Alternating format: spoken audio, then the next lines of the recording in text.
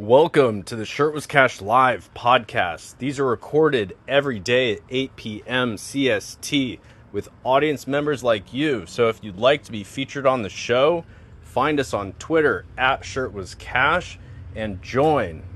For people who don't know why Vance left today or how, today was a elimination, and it was to make Josie or Chris cry challenge.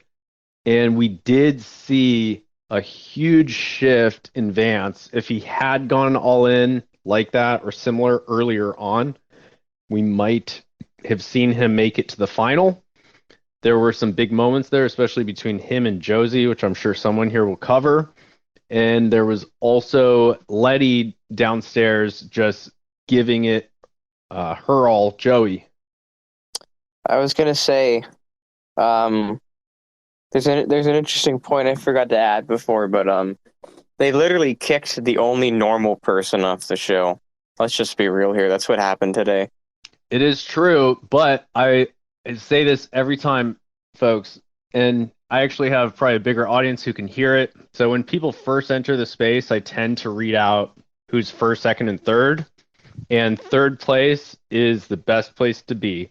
First place, you have all the pressure. Second place, you wish you were first place. You're always insecure about that. Third place, you drink a beer, you get the trophy. Cody. I have, as much as a Letty hater that I am, I actually felt something for her when Lance was leaving because she actually started crying. And that was probably the first time I felt something for her. She said that she, even though that they were rivals, that she actually cared for Lance. And I think that was very noble of her. Yeah, that was towards the end. If someone has sort of a rundown of either how Vance played it today or how Letty did, but let's go with Wild. I just wanted to make a comment about the challenge thing real fast. Beforehand, I think it was before Vance's elimination, Sam did say that the next challenge is going to be one of endurance.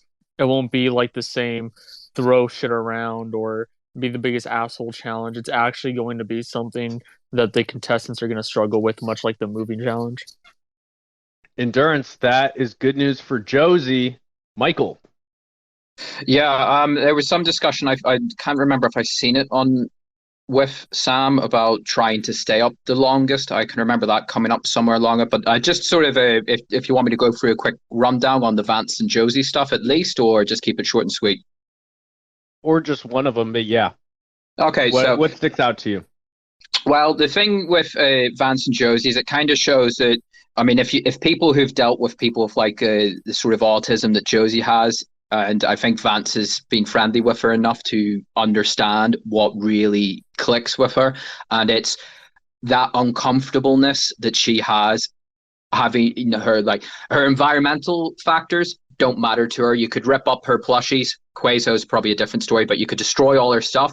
She would just sit there and it'd be like peanuts in a tin can going in her head. She just really wouldn't mind it. But whenever you like directly confront her and try and drag emotions out of her, I think like that's what got her to crumble. And I think that's how Vance knew it, because he knows her well enough that was the button to press. And it was, at least to me, because I'm probably a bit too much of a faggot, it was very uncomfortable to watch, because I was like, fuck, I can feel how excruciating this is for Josie, but also for Vance, knowing that he has to do this to her.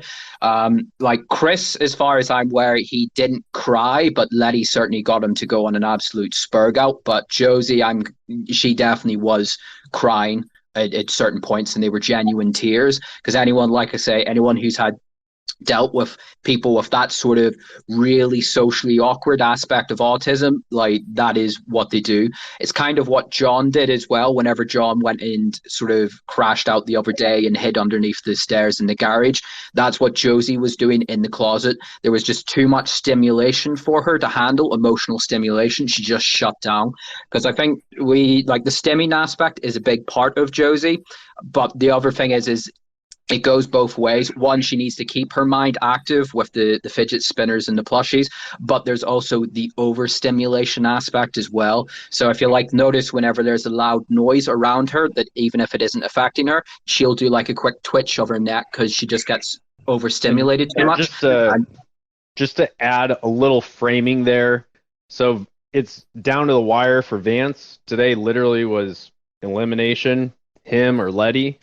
And he finally broke out of his nice guy.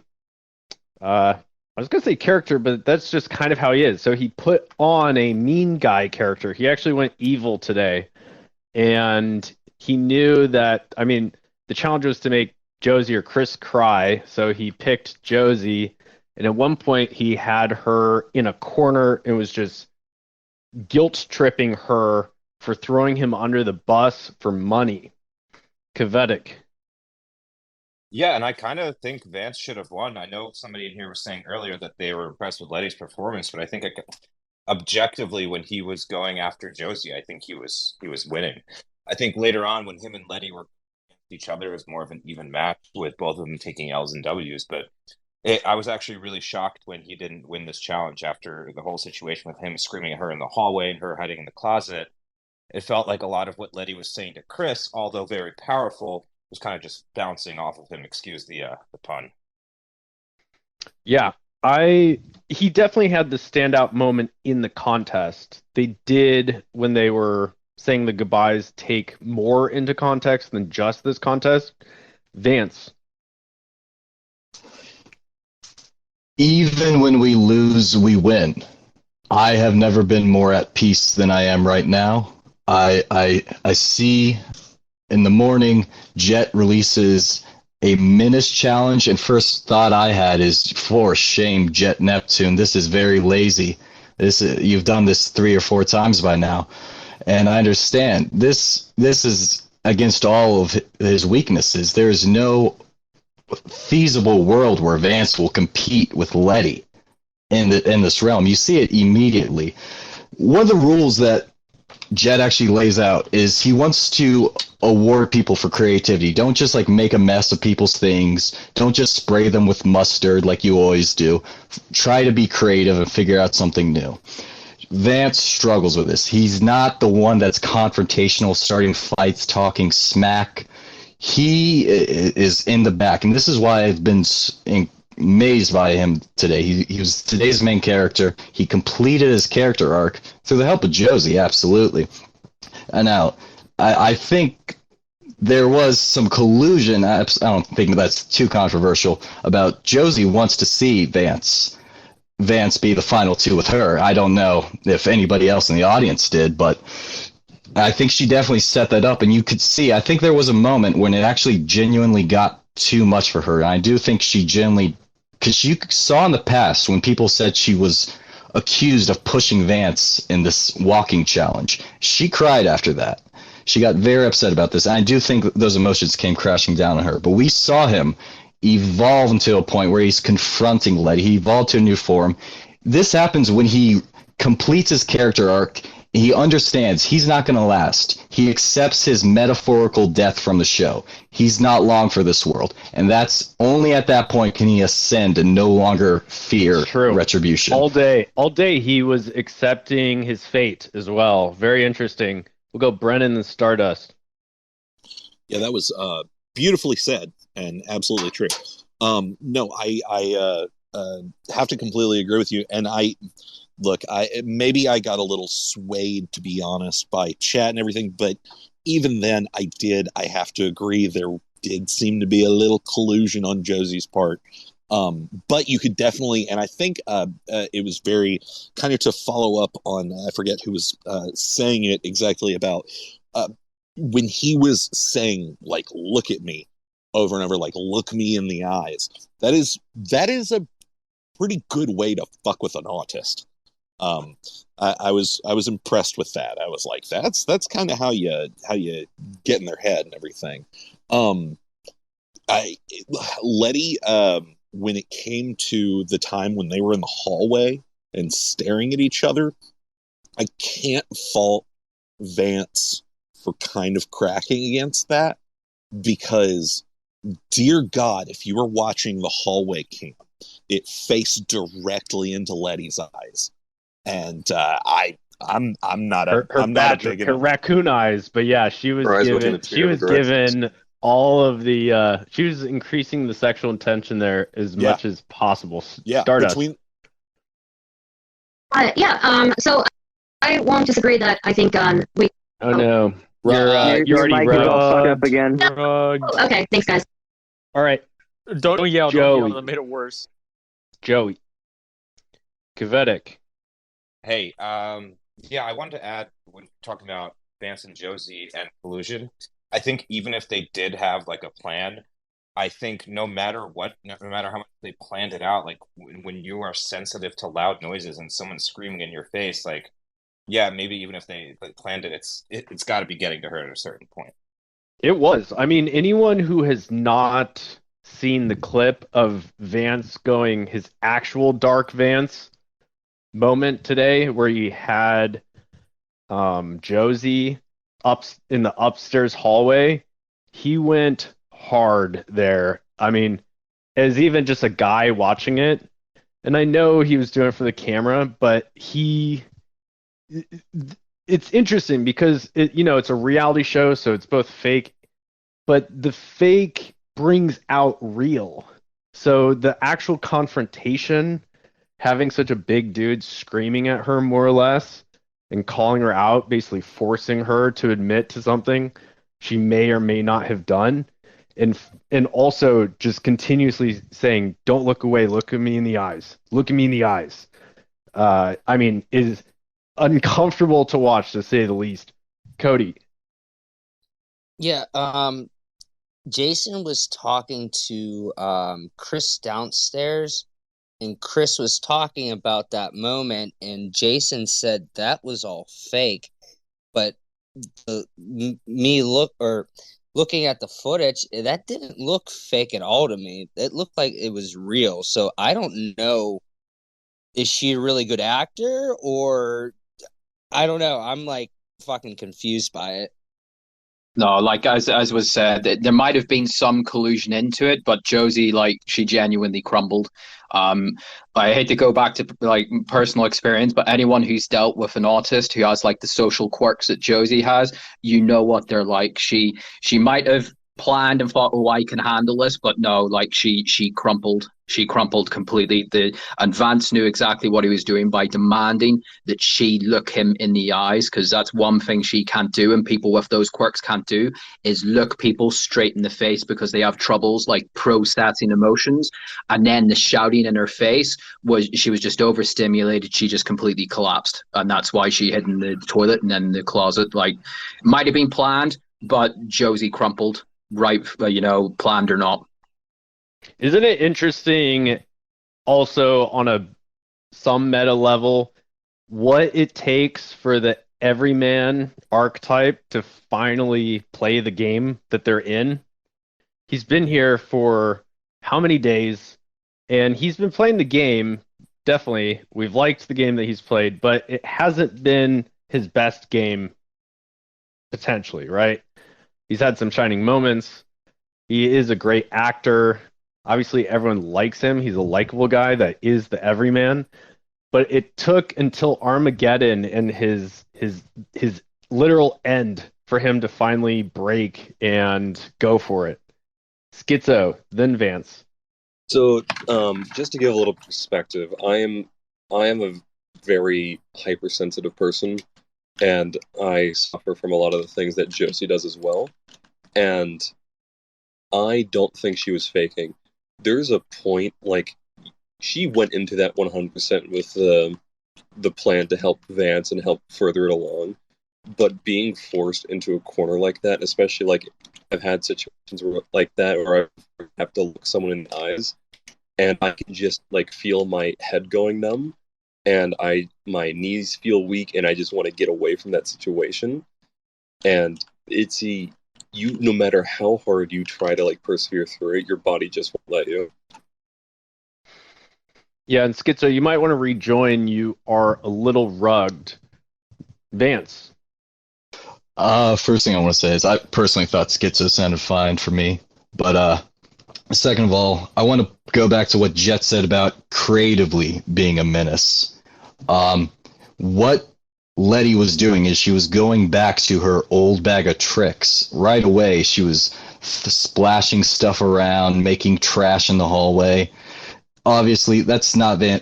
She's way more experienced with that. She knows what she's going to do. He can't beat her on that level. What he did with Josie, and hats off to her. She was a soldier for participating in that.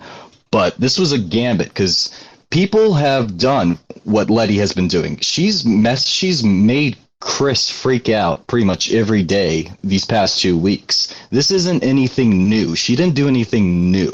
Vance did what nobody did and goes to directly make Josie cry. Now she's cried, hey, seeing Chris naked, who wouldn't? But this was something like Frank Castle could not accomplish.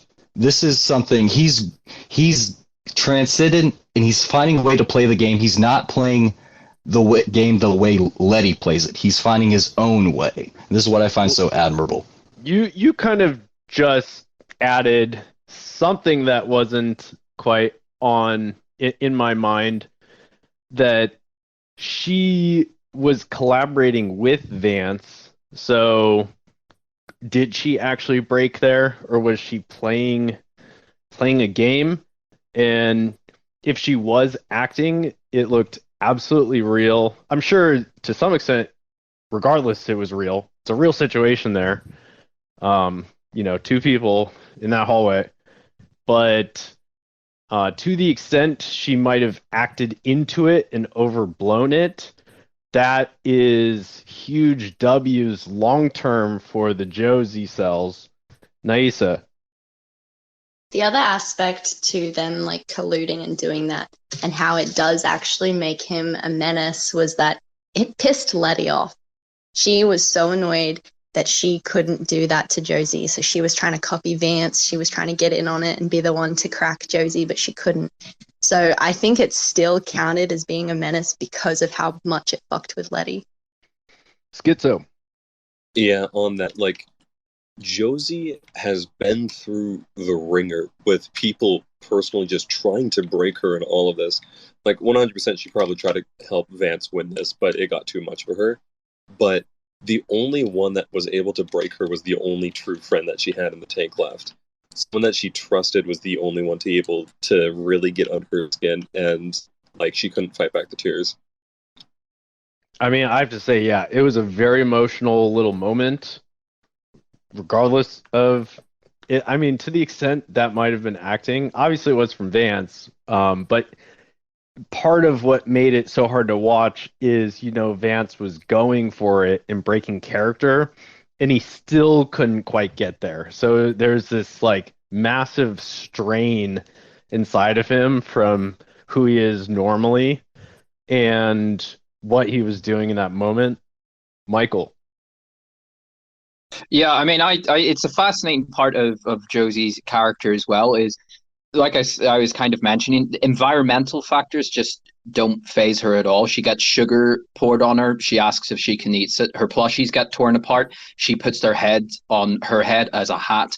Her stuff gets destroyed. She just kind of laughs along, cleans it up, and starts drawing again. But yeah, whenever whenever someone knows to push that exact emotional trigger is the thing that makes her collapse, which is I mean, like I say, maybe it's because Vance's experience of it in his personal life elsewhere, or maybe he just knew Josie well enough to know that was the button to press. Anything else just kind of washes off her back. And the other thing is I'm kind of curious if Josie even is capable of feeling anger.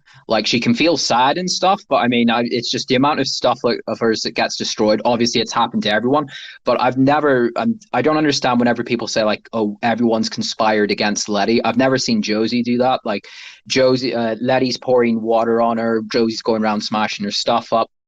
I've never no Letty's smashing Josie's stuff up. I've never seen Josie sit there and go up to someone else and say, oh, how can we fuck over Letty? How can we do this? I'm just kind of wondering, whenever, earlier today, whenever Letty I thought it was actually Josie's art she was ripping up, but it was Chris's fish bucks. It was just kind of funny. Josie walks in the room for a split second, turns around and walks off. And I'm just kind of wondering, whenever that happens, whenever she sees someone else being victimized, or if something of hers is being destroyed in front of her, like, does Josie feel anger, or is it just like a couple of peanuts up in that brain crack about, and then her mind just goes to a happy place, and she's just like, Another reason why endurance challenge will play to her favor. She's always been yeah, the sort of endurance person. So if anyone wants to get into Letty drama and you missed yesterday's show, it is on my timeline. I will admit I let things probably get too serious with people and we lost the meme there. But we did recover it at some point, and there will be a lot of Letty discussion over the next few days as well. But moving a little on from that, and then we'll go back to some of the other highlights until Sylvia gets here of the Slave Challenge. We also might have Alex Stein drop in. That is the word, but we will see. All right, so they had everyone come downstairs in the living room, the whole team. They started taking pictures before announcing who had won or not. And I do appreciate Jason taking this role in these moments seriously.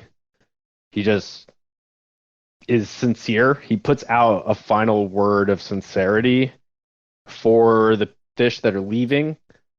And I think that's such an important little final thing that he's been doing, because all of us are so heavily gaslit, and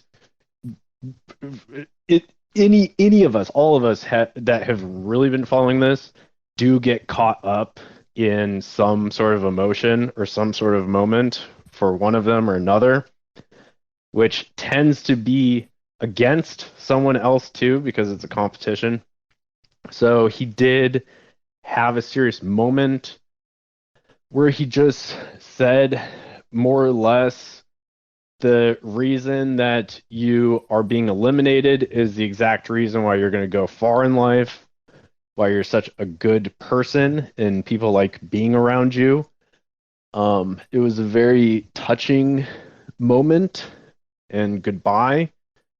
Everyone had that on their face. Many of us were feeling it as well. Yeah. Any comments on the farewell here, Brennan?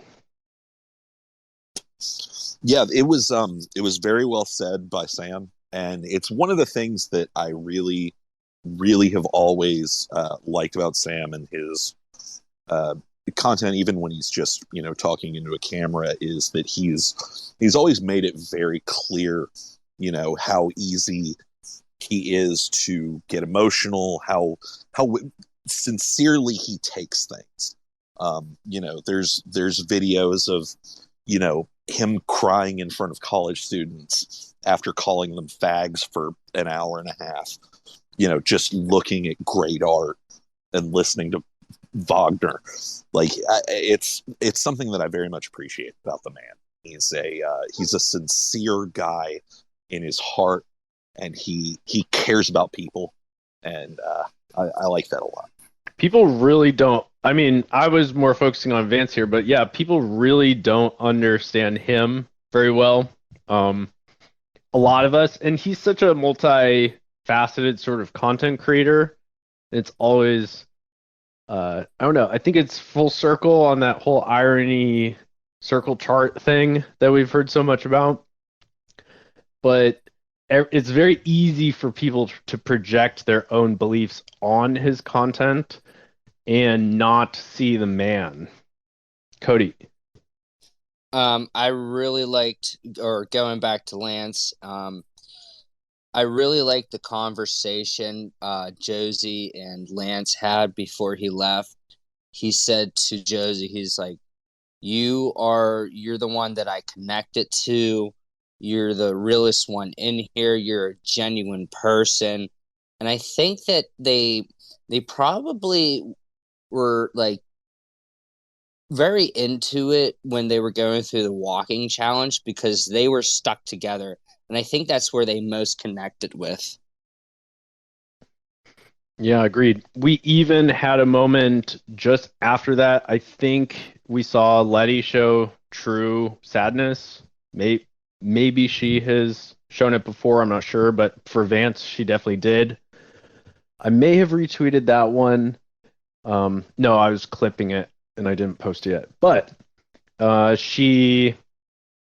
was actually interesting because when I was reading what people were saying, it was a touching moment between both of them. But Letty actually did choke up and say she's going to miss him and just how they've been with each other, you know, for so many hours and done so many things. She choked up. But Vance wasn't actually quite feeling it if you watch the clip. So I'm not sure exactly how he feels about it. He might, just also be trying to get over the loss itself and may have not been in a very let's hug it out sort of mood with her after everything. But yeah, so Vance is left. We have not seen him appear on social media yet, but that will be an interesting thing to follow. Is there anything left from all of this, Michael? Yeah, just a quick run up on your previous point there on Letty and Vance sort of signing off there. That's kind of a running theme I've noticed is if you remember whenever John first left, is Letty tried to have like a private quick goodbye with John, and John was just not interested at all. I'm going to be very interested to hear Sylvia's take whenever she joins the space, is her thoughts on Letty, like her true genuine thoughts now that she's unencumbered by the tank, because I kind of have a feeling that yeah, there's a lot of stuff that goes on in the tank and it's all for the content in the show, but through the stuff, the way Letty acts, I'm starting to think that maybe there is an actual genuine just distrust and disdain of her amongst the other contestants. And I'm not too sure if Letty's cottoned on to that quite to the extent, and a lot of her fan base do, but it's just whenever she keeps trying to say goodbye to people. She's all in on the game and she doesn't care.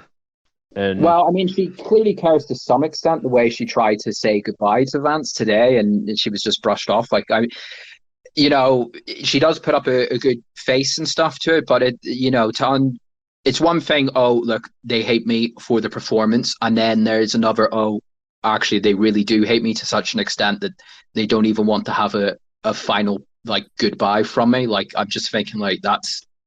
I don't know what Letty's personality actually is like, but to me, like if I'd spent 6 weeks with people and I was such a bad influence on them or left such a bad impression when none of them like wanted to say goodbye to me, I'd probably feel a little bit gutted, but that's just me personally. And we know that Letty, at least with her internet history, has lived somewhat of an extreme life in that regard. And so Sam said in our space just the other day is to have compassion when you see she's not particularly psycho, but there are other people around you'll come across in this community who probably are have now walked into the crazy bin, the crazy room, and to just actually trying to have some compassion. That was Sam's suggestion there. Vance. If these are closing statements on Vance, I just want to throw in there. Vance Lad on Spotify. Stream his album. Support the lad. He's provided you some entertainment. He is a good guy. But, I think he deserves a real hats off. I heard some people telling me that he should, right when they're waiting for results to come in, he needs to do something else. He has to continue the pumping. I heard one person say he should vomit on Letty. It just threw me for a loop. I said, you missed the point. He's at peace. I believe he is at peace. He does not need... that would bring him back down. It would ruin his character arc. He is at peace. He is not bringing himself down to her level. Yeah, exactly. That is what people love, but that is also what some people hate. Here's the real question. Who do we want to win now? Josie. Josie. I think this is probably a Josie den. We have given birth, so and yeah, there's plenty of Letty people in here too every night. Honestly, that has grown. Though yesterday our 3-hour Letty conversation, the Letty question, did give birth to a Letty pirate radio now with some of our favorite speakers from there. So I think that's really funny.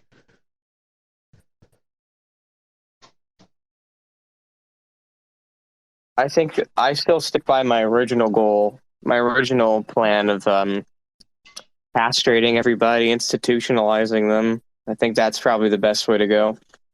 You mean everybody in the house except for Yeah. Lance? Because his the not retard in there. Oh, by the way, Pretty much. he got 2 extra fish bucks for being the least retarded in the tank. Oh, base, let's go. That is true. So there is some other stuff that went down. I would say that Chris's best bit was actually the slave master thing. That was some of the funniest things that I've seen.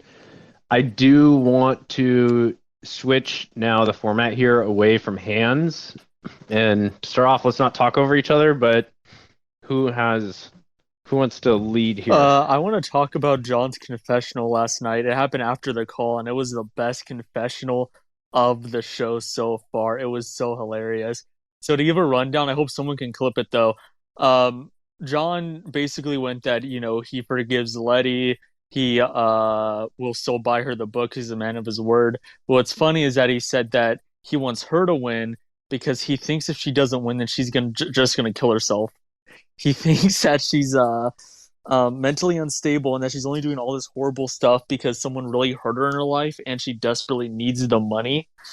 Another thing that he said was funny because John was basically going on a direction where he sounded like he was going to be very against production. He said, and when stuff like what just happened happens, the producers go in the basement, they laugh their ass off. But John took a 180 and then continued to say, so me taking the passport, I know they really enjoy that because that gets content, so I'll try to do more of that in the future. Then he left, but that was funny as hell. I have to say I'm pretty disappointed in John, though. I mean, I like last night when he threw the Bible at Letty. That was pretty funny. But him going on like this whine and crying and like hiding underneath the stairs in the garage, I think that was a low moment for him. Yeah, but the guy's thing. kind of autistic. But what I'm saying why that confessional is so good is because after all that, he said he obviously wasn't really that upset about the Bible anymore because he said he basically said that production was the one who planned it out and they found it funny. So, and he said he was basically fine with that, like he gets it, and he'll try to do crazy shit like that too. But John's leaving was hilarious because it was really fucking Jack came in high as a kite when is John doing the challenge? John said no, and he said okay, you're out, and John said okay. It was such the most simple elimination ever. John still has a choice of how that character arc ends. That was our big debate yesterday. Yeah, the interesting thing was, when I said when he came back, is he gonna change his reputation like Morrow did? I actually don't think he did. I think he was still the same John. When he originally left, it was kind of for the same reason. He refused to participate in a challenge, and he came back. It was the same John. People who love him, love him. People who don't. Well, I have to kind of push back a bit there because I don't think that John really needed a reputation to save. I mean, he's a likable guy. I don't understand the hate for John. Morrow kind of left and he already had a bit of a dark cloud on him. He didn't really do anything and he kind of bitched out because of the whole Simmons stuff. And then he caused a lot of shit on Twitter. So he had to try and rebuild his reputation and that's why he came back. John left, I think he kind of bitched out on a elimination challenge, but I think he kind of genuinely left with his head held high, and he came back for the bants and for the content, not to redeem his image, because I don't really think he needs his image redeemed. To be honest, that's just my take. He also came back as a badass. I mean, they were making him. He was all dressed up like Brad Pitt in Fight Club half the time. Yeah, that cigar. I will say it was funny when he told Chris I was not doing the challenge. Chris was like trying to order him around, and John said, I'm not fucking doing that. And Chris just went, okay. And at the start of the challenge, before he found out about the Bible, he was the most keen for it. He was like a bit disturbingly enthusiastic to be a slave. By the way, like Morrow and John's different at the first time because Morrow bitched out. John actually just got eliminated. Like there's a difference there. I did have to balance out my content anyways, but I can say genuinely the most praise possibly ever about Letty when she was a slave. She's a natural slave. She did her job very well. I don't know if people noticed, but she was dancing around everywhere. She was singing while doing the dishes. Who? Yeah, it's not John. John was literally like, Master, what do you want me to do right now? What do you want me to do? Do you want me to cook for you, Master? I will say one thing. I think Letty deserved to win today because of how the shit she dealt with Chris. Like, I can hate Letty I can think Letty is Hitler, but I'd still give her the win because Chris was being such a fucking, slave master. Yeah, that's the best word to summarize it. Bro, he was so funny. He had that voice down perfect, and the dude really, he's an entertainer. Like, you can see why he's been so successful historically with his YouTube, and hopefully this will get him to make some necessary changes to bring that back long term. But bro, that slave massa bit, oh my god, and he's so fat. It's like you have just this fat white guy taking on the role of a southern slave master. I think Chris had that in his blood as much as Letty's Slavic blood had her being a slave in that moment. It was just perfect. My favorite genre of memes so far, from out of all the Fishtank memes, is the one of Chris trying to get up out of the fucking bed. And they were describing it's like, I forgot who posted it. It's like he keeps fighting against gravity, and then finally with one more push he has achieved it. He's beaten the gravitational pull of Earth. Well, today there was I fucking hate Chris. I think he's a disgusting degenerate, but I have to say there's a point today. In fact, this shows how bad my memory is. I'm pretty sure it was today. He came up into bedroom 1 for 1-to-1 with Jet, or in fact, was it yesterday? But anyway, he tried to sit in the little school chair, and he got stuck in it between the chair and the desk, and it was the most hilarious fucking thing I've seen in the show. I was pissing myself laughing as he was struggling to get into this fucking chair. All right, and I remember, I do see Sylvia in the audience. I'll send you a speaker request, but yeah, Schizo, keep going. Let's go. Oh, It's from the moment happening. today is, and I thought it was so fucking annoying, but it was so funny, is the fact that Sam made Fatty tell the same goddamn story 6 times, and even Jet came up and Sam kicked him out just so he can make him come back up and listen to the whole thing. I think it is understated just how much of the show, the production crew are, they are, each of them are their own independent characters in this production. It's so good. All right, let's go, folks. We have Sylvia with us. Holy shit! Yo, welcome. Can you guys hear me? Sure. Yes, we can. Yes, we can. Hi. It's so good to see you. How are you recovering? I'm good. I got back to Oklahoma Tuesday, and I've just been hanging out with my pets and stuff. Gonna work on my art tomorrow. Get a little website going up. I have to say, I'd like to just say one thing quickly. Thank you for reaching out back to me. This is going to be a very interesting next little bit of time. I definitely love it when I get to speak to former contestants or leeches and kind of get to pick their minds apart. And I'd like to just start off with one quick question. How was the whole experience overall? This is the first question that I ask all the other contestants, but what was your biggest takeaway from this whole ordeal? Very grateful, and the most insane experience I've ever had in my life. Coming from someone that's like known Sam's comedy and stuff, like it was just really cool to be like around that, like all these weird jokes. Like I don't know how I put up with it, and I don't know how, like, Josie's making it, and everyone else is just so crazy. So you did know of Sam before the show then, because people in the community were speculating about that. Yeah. Like my ex was a fan of him since like 2018. That's how I found out about him. Oh, okay. That's interesting to know So about. I've like watched All World right. Peace a few times, and so yeah, that's how I kind of knew about it. And then I followed Jet, and then I saw that, and I was like, okay, I'll apply. And yeah, I was making Jet laugh pretty hard, and I kind of had a good feeling about it. And it was like kind of an immediate response back. Bring us back to day one. So maybe even you might want to lead up a little bit before that, arriving to the tank. How was that feeling? Yeah, it's pretty crazy. Leaving anywhere from Tulsa, you have to get a connecting flight.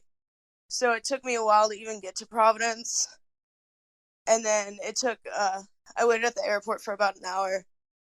And then 10 minutes away from the fish tank house, you get put in a blindfold. So you don't know what the surrounding area looks like. Yeah, and people who have questions, feel free to put your hands up.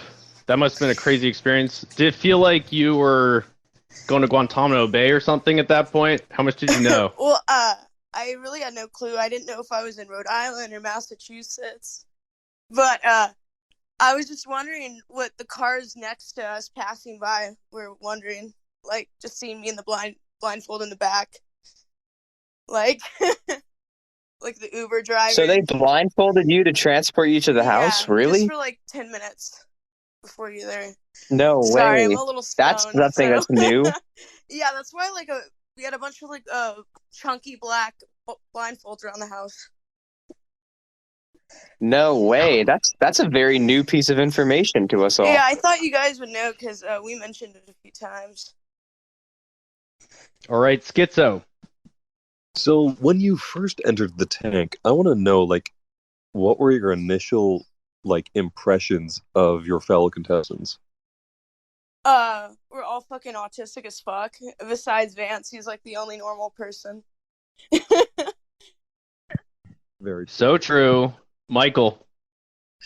Yeah, I you kind of shot my question down there. I guess if it's not going to break contract or anything, obviously don't answer this. But like, whenever you were being prepped for the show and stuff, did they kind of give you an idea of what to expect? Like, this is going to be crazy, or this is going to be pretty stressful, kind of thing? Or was it just you're going into a house, there's going to be cameras, and they just dropped you into it? Or was there like any kind of previous prep? It was like no prep besides just like the contract, which just said like we might have like nightmares and PTSD from after it. Besides just like me asking Jet like, oh, what's up with like the elimination, he'd just be like, oh, we're gonna have weekly challenges. He didn't really want to get into like the specifics of stuff, and that just made it really more interesting and just like kind of nerve-wracking. Truth be told as well, this has been a bit of a community effort, not just from us, but all the memes going around. They probably had no idea what your next challenge was going to be anyways, too. So we do have another special guest up here. Mr. President, what would you like to say to Sylvia? This is a big moment for you. Hello, Sylvia. How are you doing today? It's President Donald Trump. It's great. Hi. I just wanted to ask Sylvia, which of the sound effects would you say was your least favorite? Which one was more hellish to hear over and over? The Vietnamese guy that Fatty started calling Steve and said he was a ghost from the basement or the garage.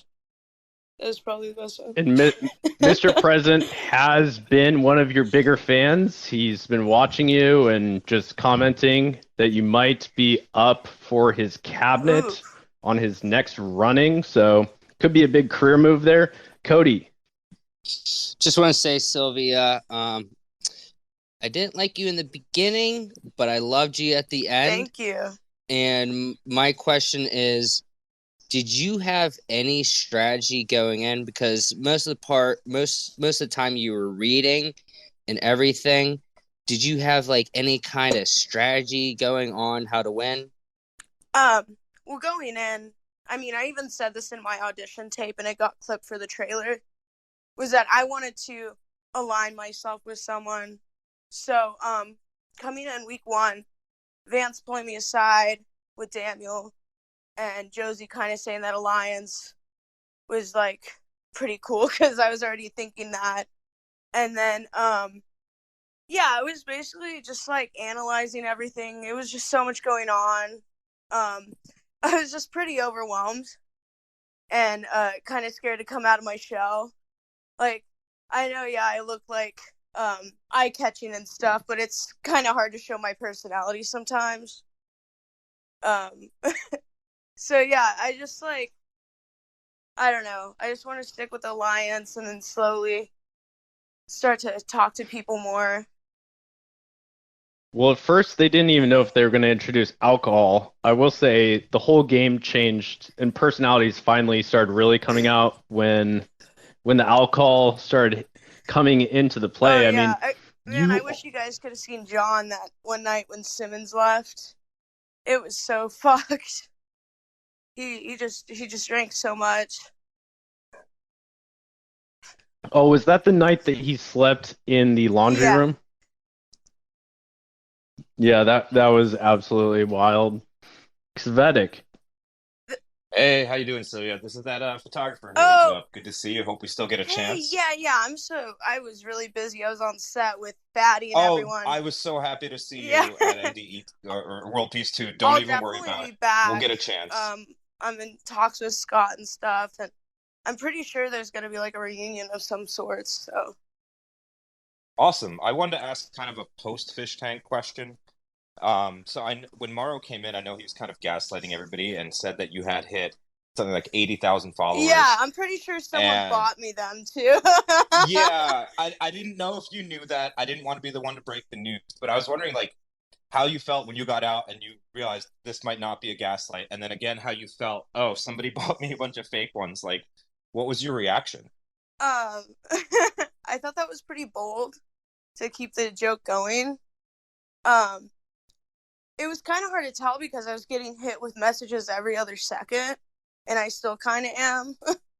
But when I came into the game, I had almost 10,000 followers. I've been on, like, Instagram since, like, 2016, just doing, like, weird makeup looks and everything, so I've gathered followers after a while. So, I probably, in reality, gained, like, 20K, and then someone bought those extra ones. But, I mean... I kind of wish there was a way to get rid of them. But Frank was actually the one that pointed it out to me that they're fake. Because he, like, was scrolling on my phone forever, trying to find, like, the followers. All right, Baby Peach, what's up? Hey, Sylvia, I just wanted to say I'm a pretty big fan of yours. I might have sent out a few shitty tweets about you, but that's just for memes. Thank you. I appreciate that. Yeah. The honesty. I know it's like a whole joke and stuff. Yeah. But I just wanted to say, you were one of the more relatable fish for me, especially because of all your interest and your music taste. But yeah, I think you did really good, and pretty proud of you for putting up with a lot of the shit you went through as well. Thank you so much. Yeah, I feel like me and Letty got it the roughest with the TTSs and everything. But yeah, I really appreciate that. Yeah, absolutely. Those TTSs were brutal. Yeah, and my parents have been watching every second. Like when my parents are still actually watching it. Like, but yeah, they heard all that and they're just like, damn. And towards the end, I mean, this is part of the hero's journey, or the walking through fire to make iron. Towards the end, everyone was giving you credit that you finally seemed like you were taking them more with a grain of salt, and you were interacting with the TTSs way better. Yeah. The attacks on you weren't landing like they had Well, been. it's just So it's when you hear the same thing over and over again, oh, I'm a pig. Yeah, the camera angles are so unflattering. Can't fix that. But yeah. that is true. So the confessional in the bathroom came in a little better camera, a little warmer of a picture too, and everyone looks quite a bit better. It's really funny. Brennan. Hey, Sylvia. Great to talk to you. Two-parter. So I wanted to ask, one, you're in a band. Do you have any plans in the future here of possibly hitting the road with the band, or is that something that you're not, you're kind of just not thinking about at the moment? And the other is, you're I'm also in a band and have dabbled in the gayer side of that. What is the inspiration for the eye makeup? All right. Well, I'll hit you with the tour, and I'll do the eye makeup. Yeah, I've been getting messages from all over everywhere, just asking me to come and tour and stuff. I've never done a tour. I've mostly just performed in Oklahoma and California. So I'd have to arrange all that. I know me and Vance talked about doing a tour and actually being able, once I was actually out of the house, sorry, I was finally able to listen to Vance's music, and it's super good, and he does some gothy stuff. So I would love to do a tour with him. And yeah, I'm actually. Let's go. That's awesome. Yeah, and actually, I'm gonna try to go back to LA next week and finish up my album completely, release a new single and all that stuff. And then the eye makeup, I've always just been doing crazy eye makeup since I was 12. I used to just cover my top eyelid in eyeliner, and then I one day I just did it on the bottom, and I thought it looked a lot cooler, and I've never seen anyone do it, so I was like, okay, I'm just gonna stick with this. That Fucking is bass. true. Hey, just wanted to let you know, if you ever are going down south, add me on Twitter. I'm in Memphis, Tennessee. I'm in a band. I can hook you up. We can figure it Hell out. yeah, just shoot me a message on here. Absolutely. Yeah, check out Vance's music, guys, if you haven't yet. Oh, it's so good. I have. It's really good. I would, if you two toured together, that would be fantastic. I would love to book. Yeah. All right, so Matt. much, of course. Hey Sylvia, I love your stuff. Thanks. Now this question. I didn't know if you guys knew before, with Frank Hassel, if he was coming in, but what was your feeling kind of during or before he was coming, and then kind of after? I know it was kind of pretty intense, but yeah. Well, also knowing Frank from outside the fish tank, I think I'm still subscribed to his Gumroad. I've watched his videos for I think a few years. Because they just pop up on YouTube and then get taken down, so I'd have to search for them somewhere else. The TTS kept coming on, saying that Frank Hassel's coming, blah, blah, blah, blah, blah. And I followed him on Instagram, and I saw a post saying, before I went in the tank, saying, oh, if you want me on Fish Tank, spam the chat or whatever. So I had a feeling he's probably going to be on there. And Vance actually knew who Frank was as well. So that's kind of why Vance was playing into it too. And now that we've kind of crossed onto that subject, I would say the high point moment. Oh, the shit. I don't know if it's your high moment. You talk about the shit. That's up there, but we actually had a moment where you seemed blacked out, maybe browned out, and became Stifler's mom, trying to seduce Frank. What was going on there? Oh, I was just fucking with Frank. The TTSs were just saying, like, trying to ship us and stuff, so I was just messing with him. It seemed like the whole staff was trying to figure out if they were in that moment going to allow or how they're going to navigate porn being recorded live. It would have changed your guys' career trajectories. Those sort of things do seem to launch careers a lot. Yeah, I feel like me and Frank dig each other, but not on that level of fish tank pornography. Yeah, for real. That is the better path. And so this is at least the space that commends you on that. And I'm pretty sure you guys have seen the pictures from the set of the last skit, the sketch. So you guys have something special coming up with me, Chris, and Frank. Hell yeah, Schizo. Hey, me again. I have a more deeper question. Sick. So I've spoken to a few people that have spent multiple nights in the tank, and they all have similar nightmares. Oh yeah. Did you have any? So their nightmare was getting woken up in the middle of the night by TTS and thinking someone was in their room. Was yours any similar? Oh, like in the tank? Cause No, once you. Oh yeah, it's been super hard for me to sleep. I wake up and I'm kind of covering myself, because I think there's camera, so I don't want my ass to be out or something. Just weird shit like that. And then first few days I was kind of looking for cameras in the corners, because after a while you get used to it, but getting taken out of that space, you're just oh, where the camera's at, and yeah, I've been having some really fucking weird dreams. I had one that someone got a hitman off the dark web to take all my hats, so I was hiding them in drawers and stuff. But yeah, that one's actually real. You're not imagining that one. That's a tweet. That's a guy. John's nightmare was that he was woken up and he believed that he didn't have shorts on, and he believed that there was cameras around. And I know Lance was talking a very similar thing, so it seems to be a recurring nightmare that the fish tankers are having. Oh yeah, I feel we're all gonna come out of here with some crazy ass nightmares, and I was having some insane ones while I was in there too.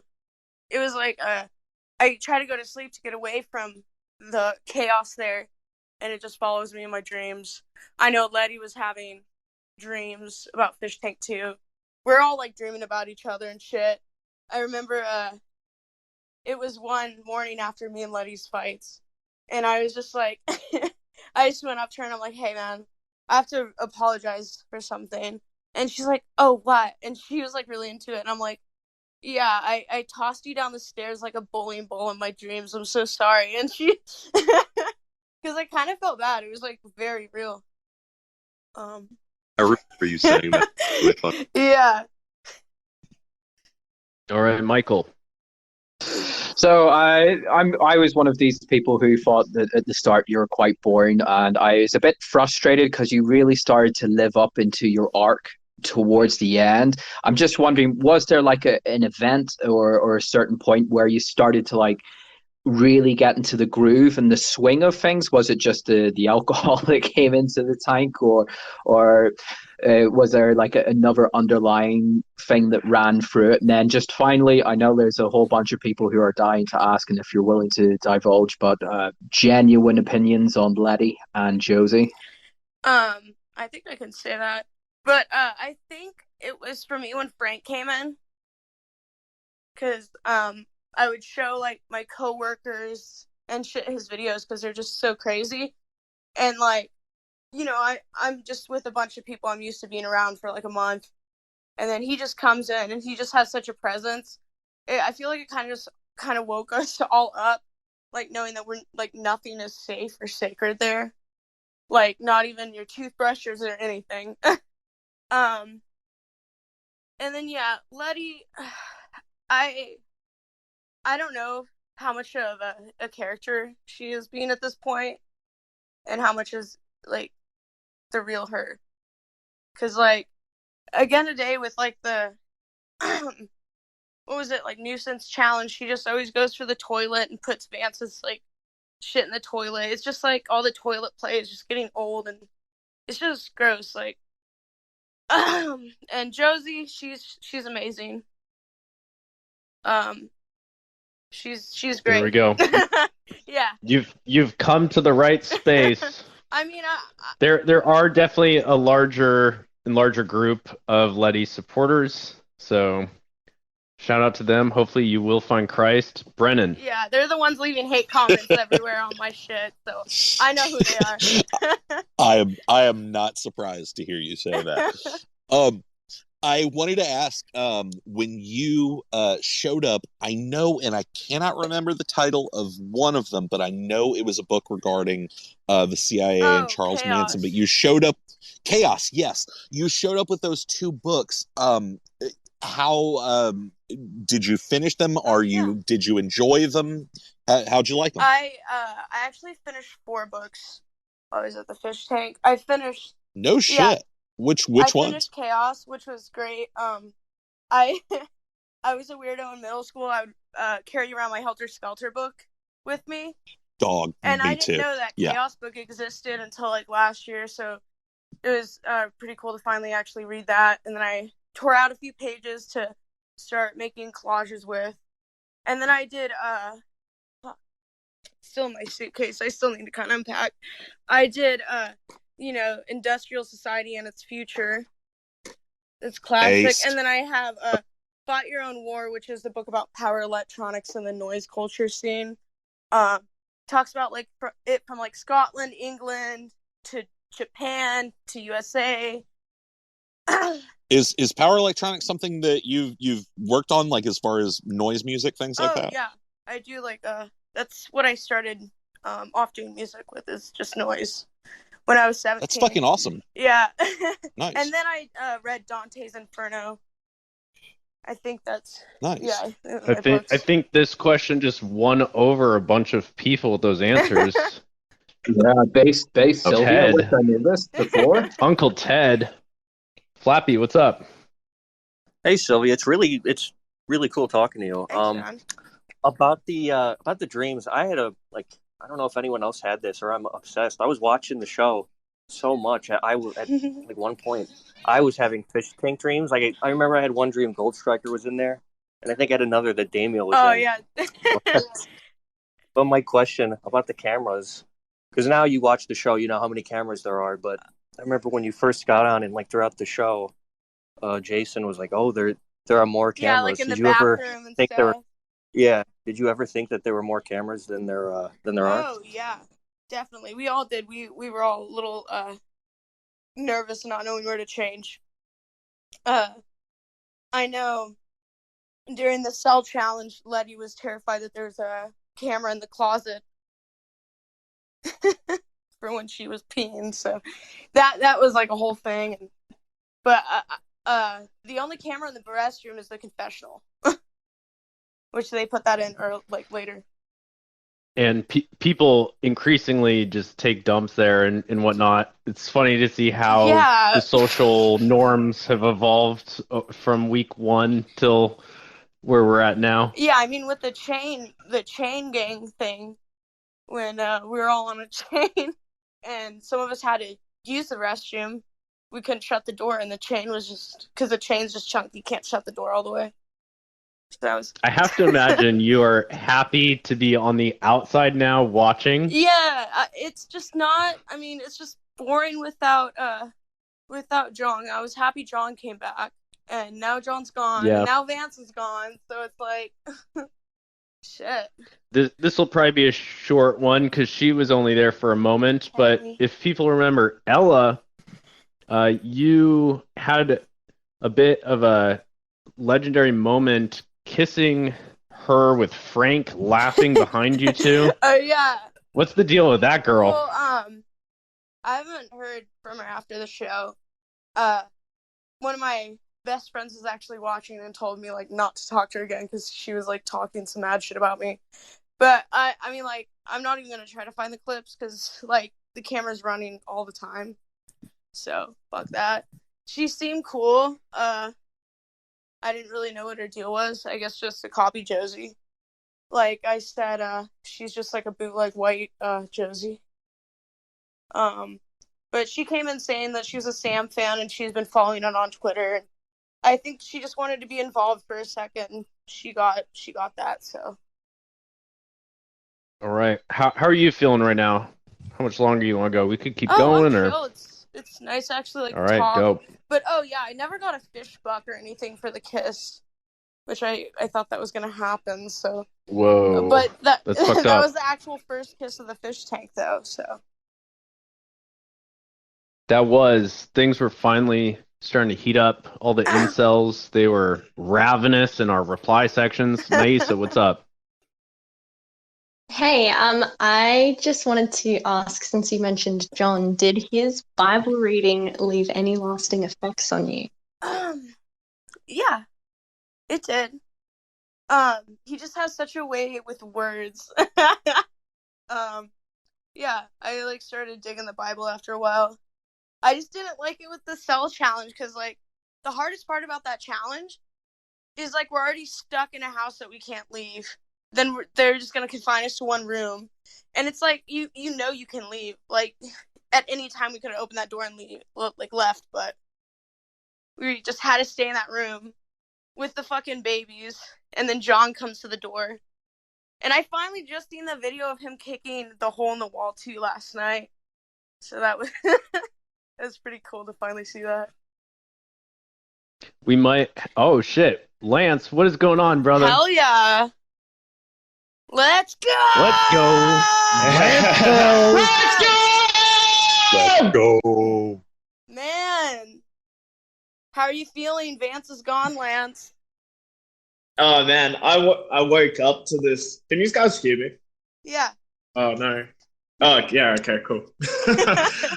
Yeah. No, I woke up to it, and I woke up to like almost 50 messages, and I thought Vance died. I was just like, what the fuck happened? Like, yeah. And I went and checked it out, and I was like, oh shit, I can't believe he got eliminated. But I just watched the video of him getting eliminated, and I was like, yeah, fair is fair. But I want to ask you a question. I've been looking back on the videos, and I'm kind of curious, how pissed off did you get at me? Like, when I threw your stuff down to the basement. I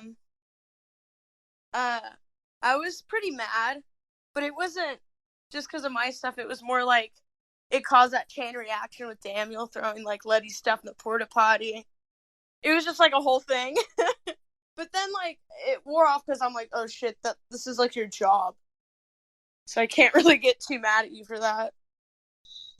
Yeah, I was I think it was the next day I was kind of like I was kind of regretting it a little bit because Lydia was telling me all the things that got thrown down there, some of them like have sentimental value to her, and I was just like, oh no. Yeah. But poor at the Josie, time too. I think I'm the only person to make Josie cry on the actual fish tank for throwing all the plushies down there. But I just want to say I think you did really good. You played your role really well as well. And yeah, it was a fucking time to be alive, eh? Yeah, man. I have one question for Lance. If Vance and Sylvia start a band and hit the road, are you down? Are you gonna hit the road with them? Can we see you? Oh man, like I can barely string a sentence on a good day, let alone sing. So you could just be like, nice. Yeah. Hype man. Yeah. I'll be like the security guard. I'll just have my arms like crossed and just stare at people. And yeah, the sound guy.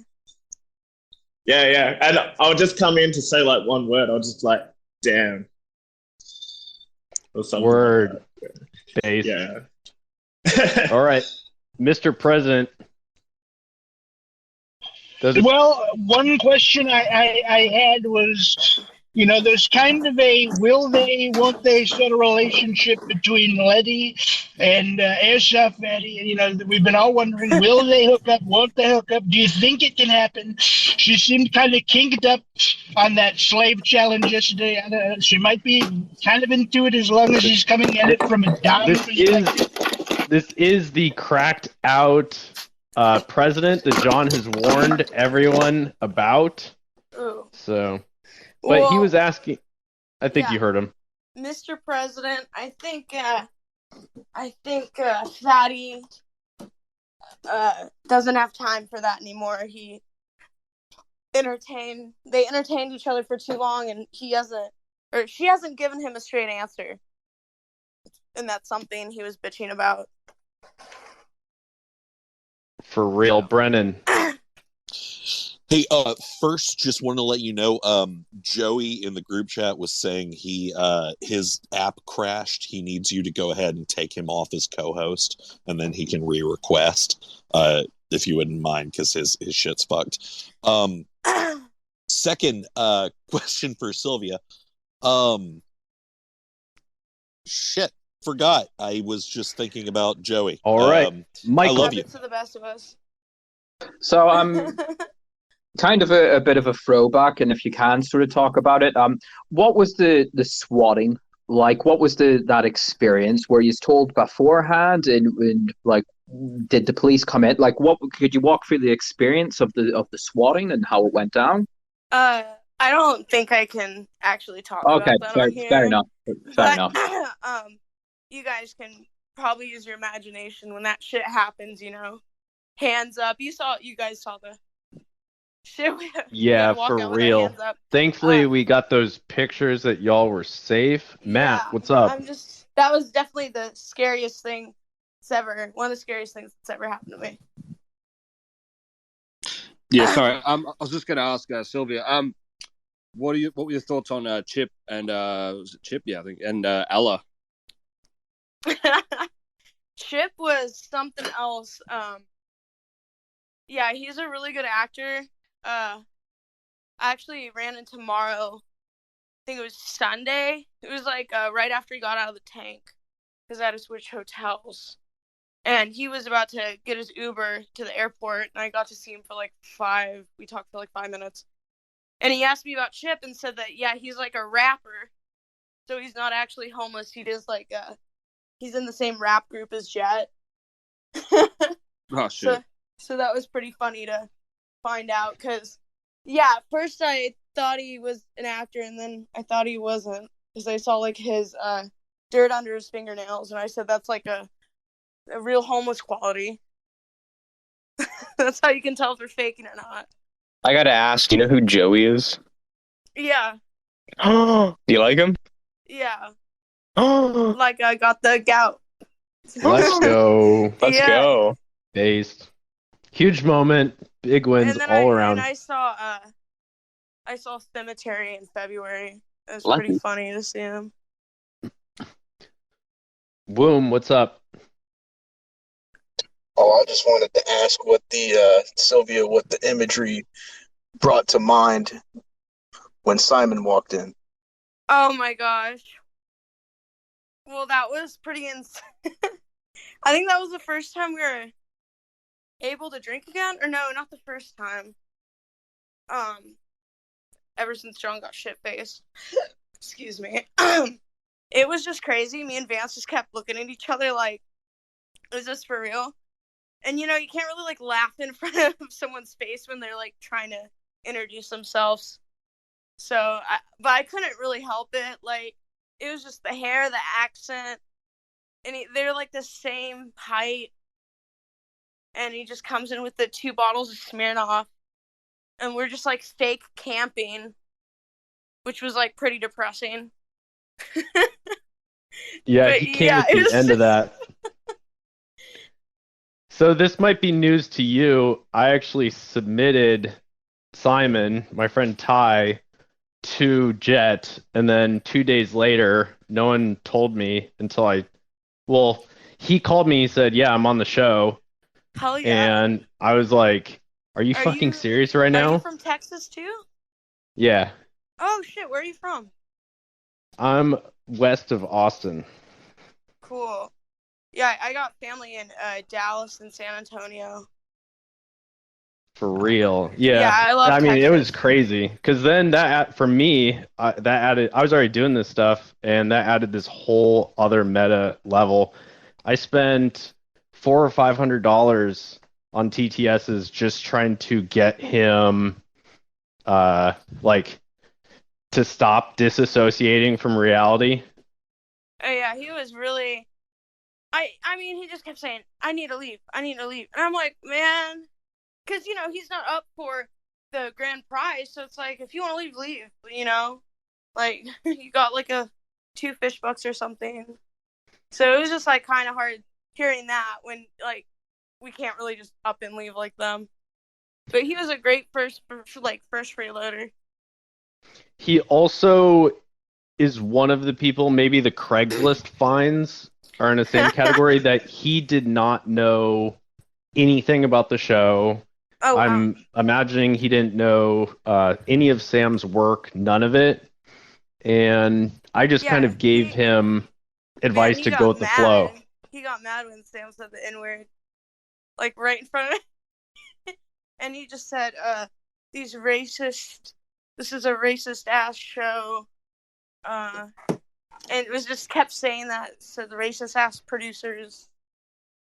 Crack it ass, come keyboard warriors. Yeah, something like that. Yeah, he's going off, man. And like, and I wanted to just tell him, like, dude, no, don't do that. The more you insult the audience, the more they're gonna fuck with you. Like, but he was, he was in that room just chugging the vodka and chain smoking American spirits. So you can't. Sylvia, I have a shit. question for you, and I haven't asked this to any other contestant before or anybody else involved with the show, but Ooh, were you guys eating good? Like, what was the food like? Whatever they'd give us. we didn't really eat good, like, or have like any fast food. We had that second day or whatever, bunch of McDonald's and Wendy's. And then I won like a challenge where I got like Chick-fil-A. But it was mostly just like bread and meat and like frozen food. But we didn't have a microwave, so we would have to put everything in the oven or on the stove. Interesting. That actually explains why so many things got caught on fire that shouldn't have been in the oven. So yeah, that clears up some of our. We just thought people were retarded. Cody, what's up? No, we don't even have oven mitts. What? Yeah, it was like Oh, Jesus. But I just want to say, Lance, I am mourning the loss of your long lost brother. And Sylvia, your OnlyFans, have you seen an uptake on that at all after the show? Oh yeah, I'm top 5% on there. No, wait. What is? That's can you translate awesome. that for? Can you translate that for everybody who's not familiar? Like, how many people does that mean? Shit, I'd have to look it up. But when I got out, I was able to like put in a few thousand in my bank, counting that and the 10 fish bucks I won. That's good for you, Damn. Sylvia. pretty good. Hell yeah. Getting that hustle on. Yeah, I already I bought the first thing I bought was my fish buck. I actually told Sam, and he was kind of like, "What the fuck?" You know that guy that tried to shoot Ronald Reagan?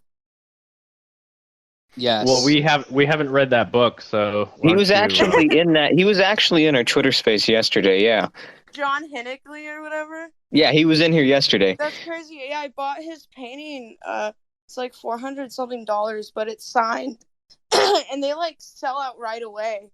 So like it's a good investment. And I told Sam, and he was like, "What the fuck?" I think I'm turning into a Sylvia bro right now. Same. Hell yeah. Sylvia Chud. I think Alex.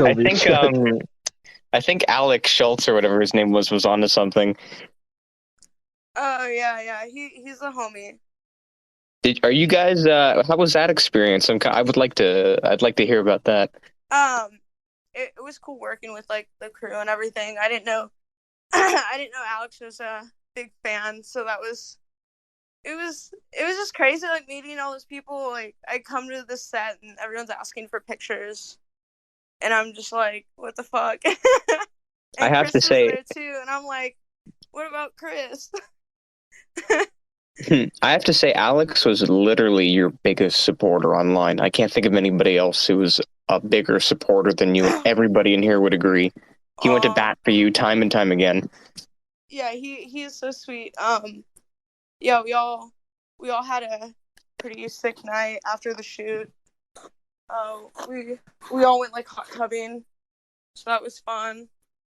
And yeah, I have a feeling that me and Alex will be working on stuff together. Like that won't be our last thing. Because apparently that's huge. I did pretty good in the sketch, so. And it was like just improv stuff. Like I didn't have a script or anything. You guys will see. So just so people that don't know, maybe we can also pin something from him at the top here. Alex is directing World Peace 2. And he also told me that the ETA, sadly, bros, is not this year. So probably a next year release on World Peace 2. Paul. Oh, wait. Yeah, Paul, and then we'll go Lance.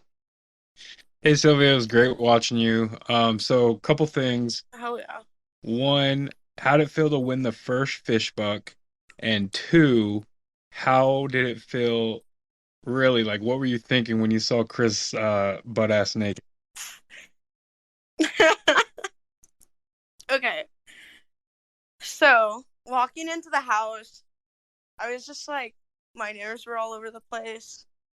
Because I said it multiple times, like, I have my medical card in Oklahoma, so, like, not having weed, and then I'm just, like, meeting all these people, I'm hella stressed. So I was just, like, manically, like, doing a collage, and then Sam comes in, we gotta pick up all this rice and shit, and my hands were, like, so sweaty, because I was, like, having so much anxiety. It was really easy for me to, like, pick up the rice with my hands. So that was a good advantage. So, yeah, and I just guessed. And I felt like I had an easier advantage because I was on the carpet and shit. But yeah, I won like $1,000 in cash. So I like I had that hidden away in my bag the whole time. And then with Chris, man, yeah, he's something else. It was just like a shock. But when you like actually look at him nude, you can't really see his like dick. So it's just more of like more of like a they them type of vibe. Androgynous. That's what I wanted to hear. If I'm being honest. And he knows it. He's just all with it. Like his religion is he said he has his own religion. No socks, no underwear, no shirt. And he was talking about something about like how he wants to be in a nudist colony, but it's pretty expensive. So maybe that's his dream, the trailer park nudist colony. Holy shit, Damn. that's amazing. Well, thank you for That sounds fire, though. Yeah, seriously. Lance, what is up, brother? I really don't want to be part of that tribe, that nudist colony. It's pretty Chris flat. wants to be a part. Pretty flat. Yeah, it's pretty flat. I asked you this the other day, like when you got out of the tank, but how bad does the tank actually smell like? Like, put it in perspective for these people. Okay. So, it's just like a bunch of people, you know, it's just like a little muscle sweat. But then they come in with the trash. And, like, it's hard to get all the pieces of trash. And then we're, like, cleaning it up. Like, we don't have gloves and shit. And then, like, it's just... and then the camping challenge, we couldn't shower.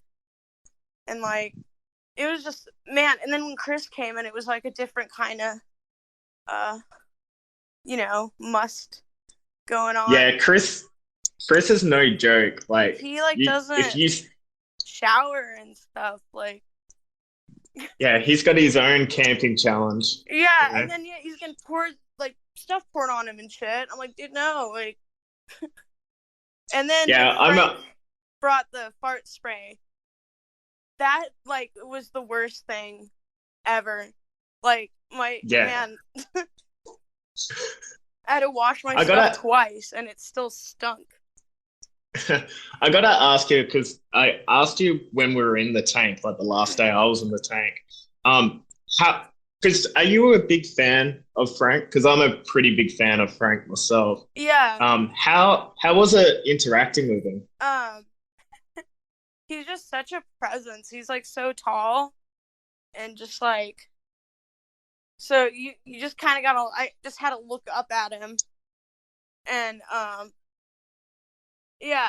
I mean, I know him from online too. Like this tattoo artist I follow, like, has done tattoos on him, so I've seen him around online just besides that stuff.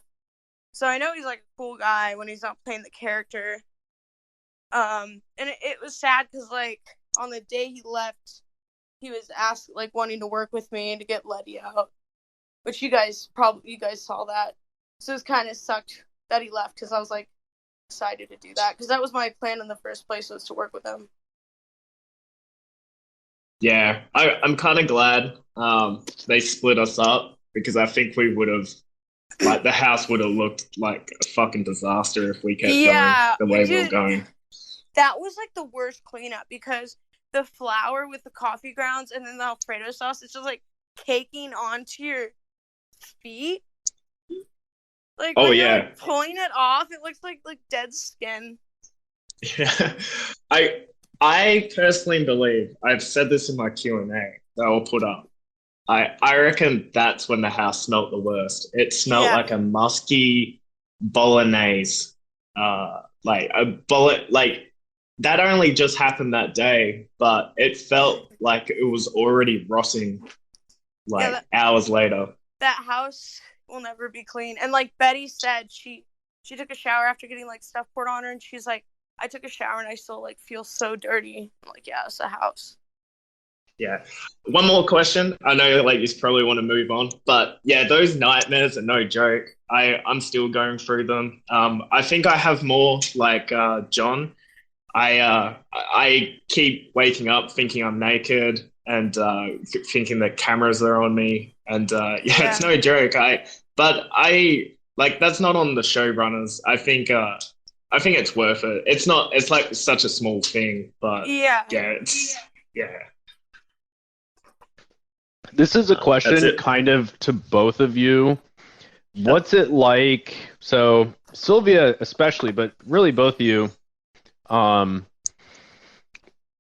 into the tank and then coming out and now seeing this parasocial fandom, because parasocial fandoms of this caliber are actually pretty rare, and you guys are what this is revolving around. You're at the center of it. Yeah, it's still not real to me. Yeah, the first 3 days that I left the tank, I was on edibles in New York, so I was pretty that was the first time I was ever on edibles, and yeah, what a place to be on edibles. I'll just tell you that. But you go to Times Square. I went to Times Square, Central Park. They're just grabbing you, trying to get you to buy shit from them. That's the worst. This guy was like, "Oh, you gotta listen to my music, man." I'm like, "Nah, I'm alright." And he's just like, "Do you know who I am?" And I'm like, "Nah, man, I don't." But my fan base has been really good. I haven't had any problems at all. I don't think I have a parasocial fan base at all. Dope. Cody, what's up?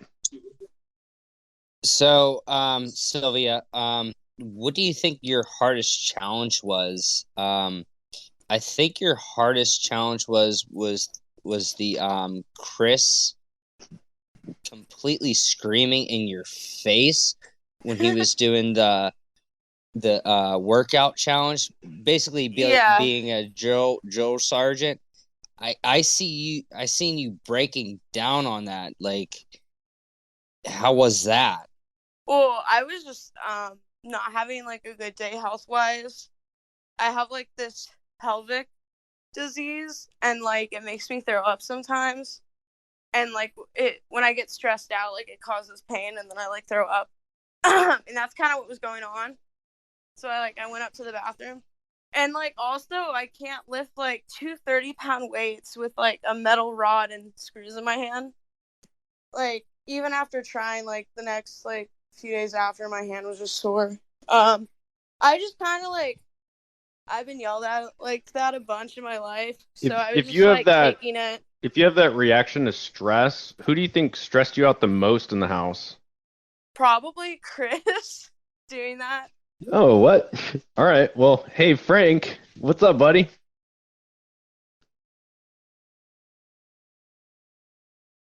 He's just watching. He's watching our very moves. Being a cuck. What's up, buddy? stalking us. She had her head in the toilet water. Is this true? Crazy. Yeah, I was drinking it up like a horse. Why? I don't know, man. There was Is shit in the toilet water toilet yummy? bowl.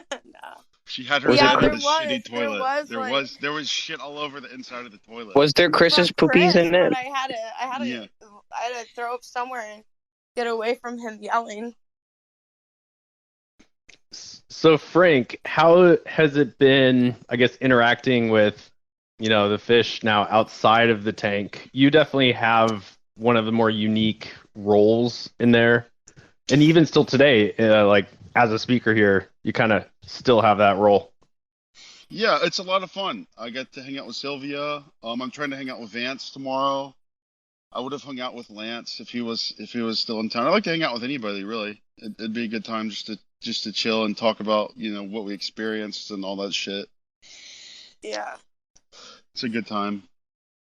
All right. the people in there, or I'll say all the people in there are good people, despite what you might like. You watch the show and you have your favorites, and you think people are like everybody thinks Letty is like evil and disgusting, but it's like a show. Or Simmons, I mean. It's a show. People are supposed to be acting crazy. Yeah. What? They're all good people. Yeah, I kind of wish that I got to hang out with some people, but I was really just in and out, to be honest. I flew in, flew out. Yeah, why did you leave the second time? You got deported. Oh, the second time. Oh, I legitimately was. I had 2 hours to get to the airport. Oh shit. I was going to. I was writing everyone letters, and I was gonna write I was gonna write some scuff stuff. But yeah, I was like, I give up. I just got to get out of here. I'm gonna miss my flight.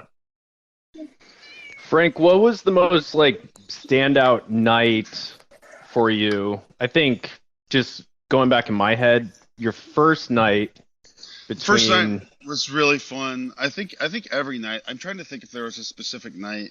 The most fun I had was just hanging out with Simon and just observing Chris. I think Chris is you can just sit there and drink a beer and just look at him and have the most fun. You just watch him do stuff, Even just watching him walk around is crazy. He's like a zoo animal. And this might be a little too early up front. I had just kind of asked her.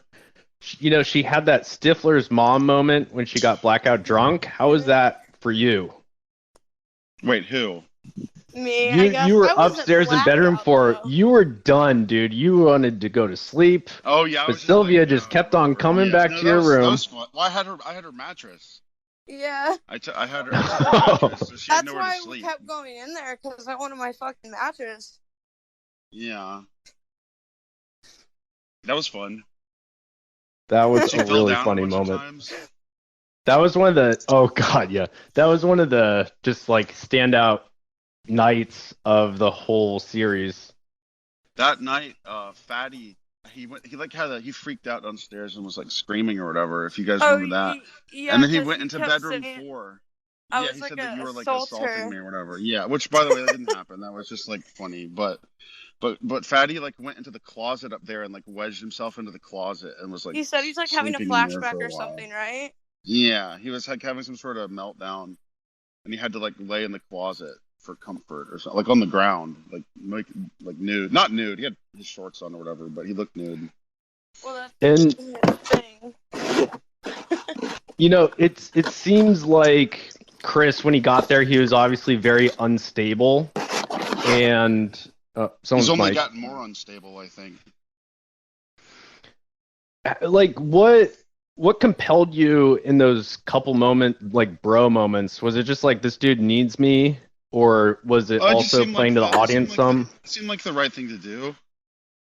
It just seemed like the correct thing. The you see some dude like breaking down or whatever. You want to like, I don't know. He seems like a guy with a lot of fucking problems.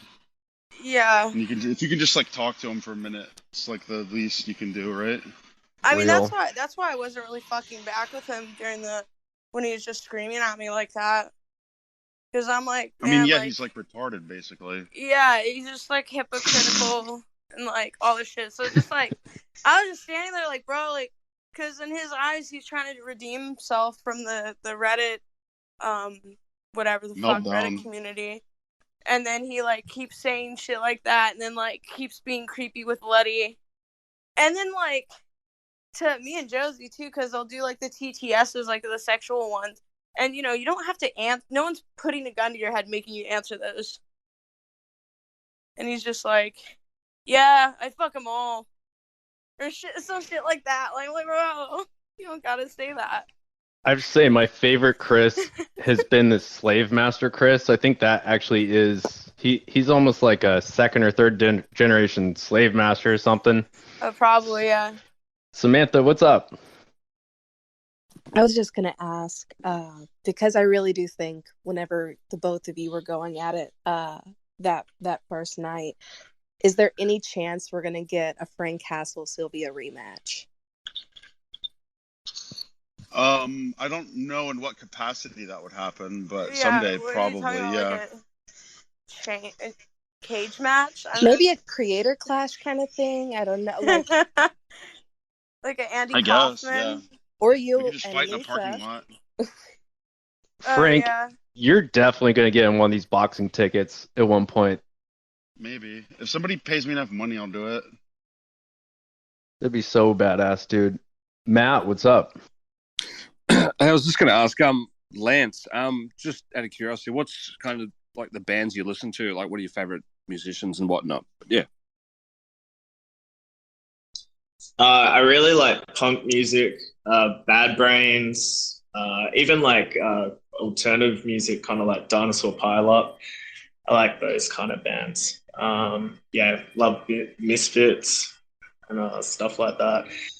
But I really like listening to like small independent bands and musicians like Vance and Sylvia have some bangers.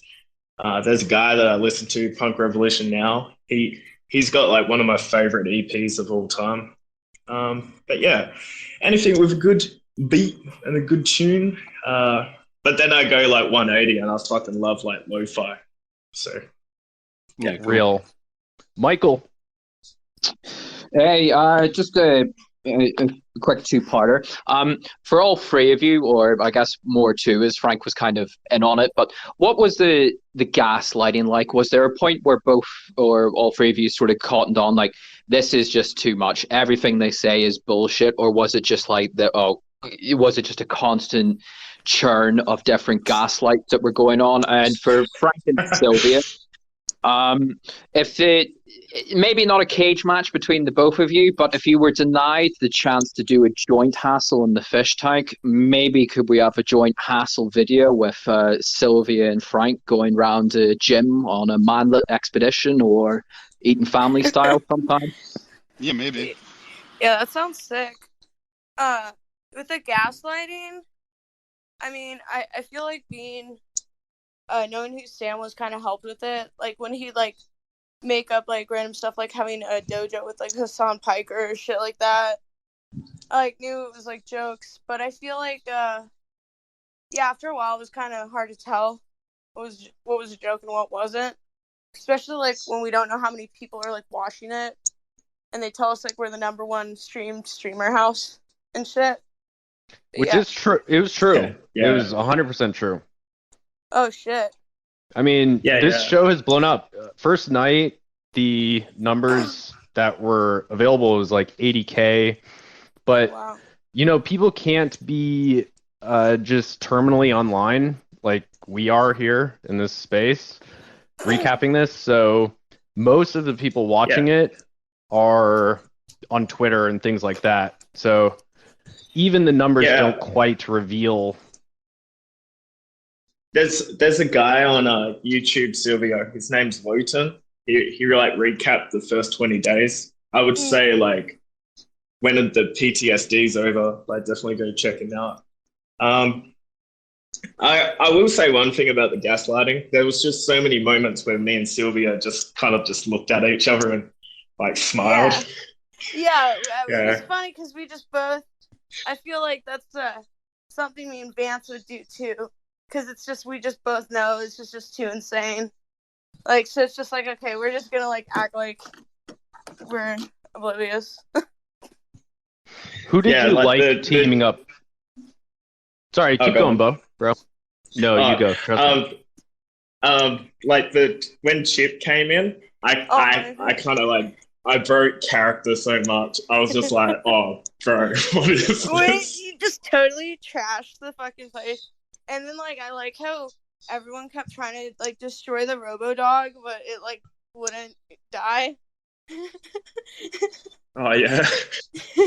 Is that shit still in your head, Lance? Is it still like? Oh man, like I wasn't joking when I came back that second time. That was like my main objective. I was just like, get rid of Frank, and then that dog is going down.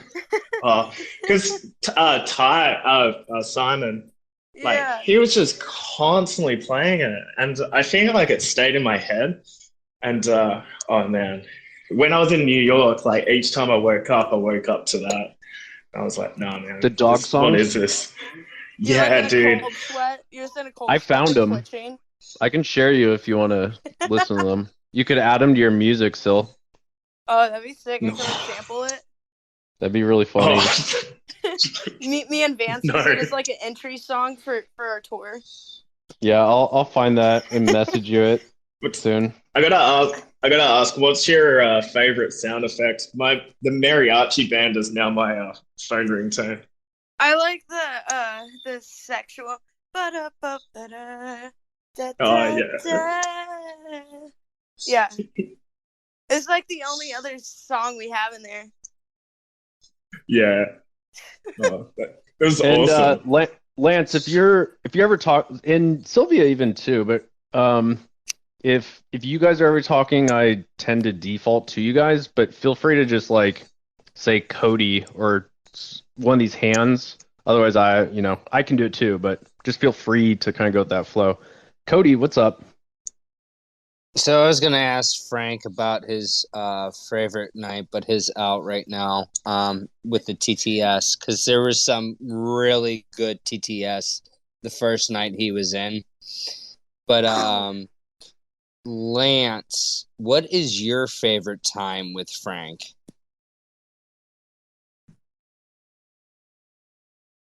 My favorite time with Frank, well, man, we only had 3 hours, but 3 hours was enough. I feel like when we had the food fight and when we were starting to hug people, that was like one of my favorites. But nah, actually, my all-time favorite thing, just because of the memes, is the blackface on Chris.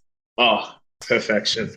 Jesus Christ. And how he kept scrubbing it off and like almost started crying because he couldn't get it off. And it was burning him. Oh, Jesus.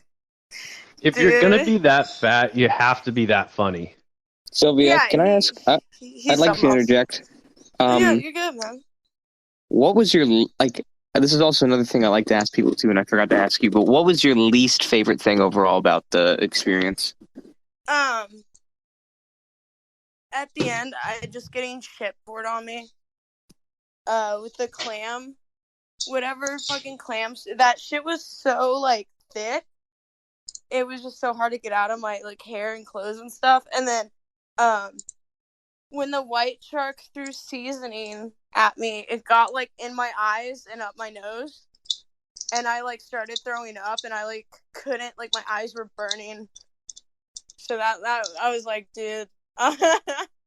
Because I was just thinking, I'm like, I don't fucking got insurance, bro. Like, this shit, like, but it went away. But I'm like, they gotta do something about that for season 2, because damn. Damn, that's wild. And base, no insurance. Insurance is cringe. Dude, yeah, but I was just like, damn. What was the TTS that you hated the most?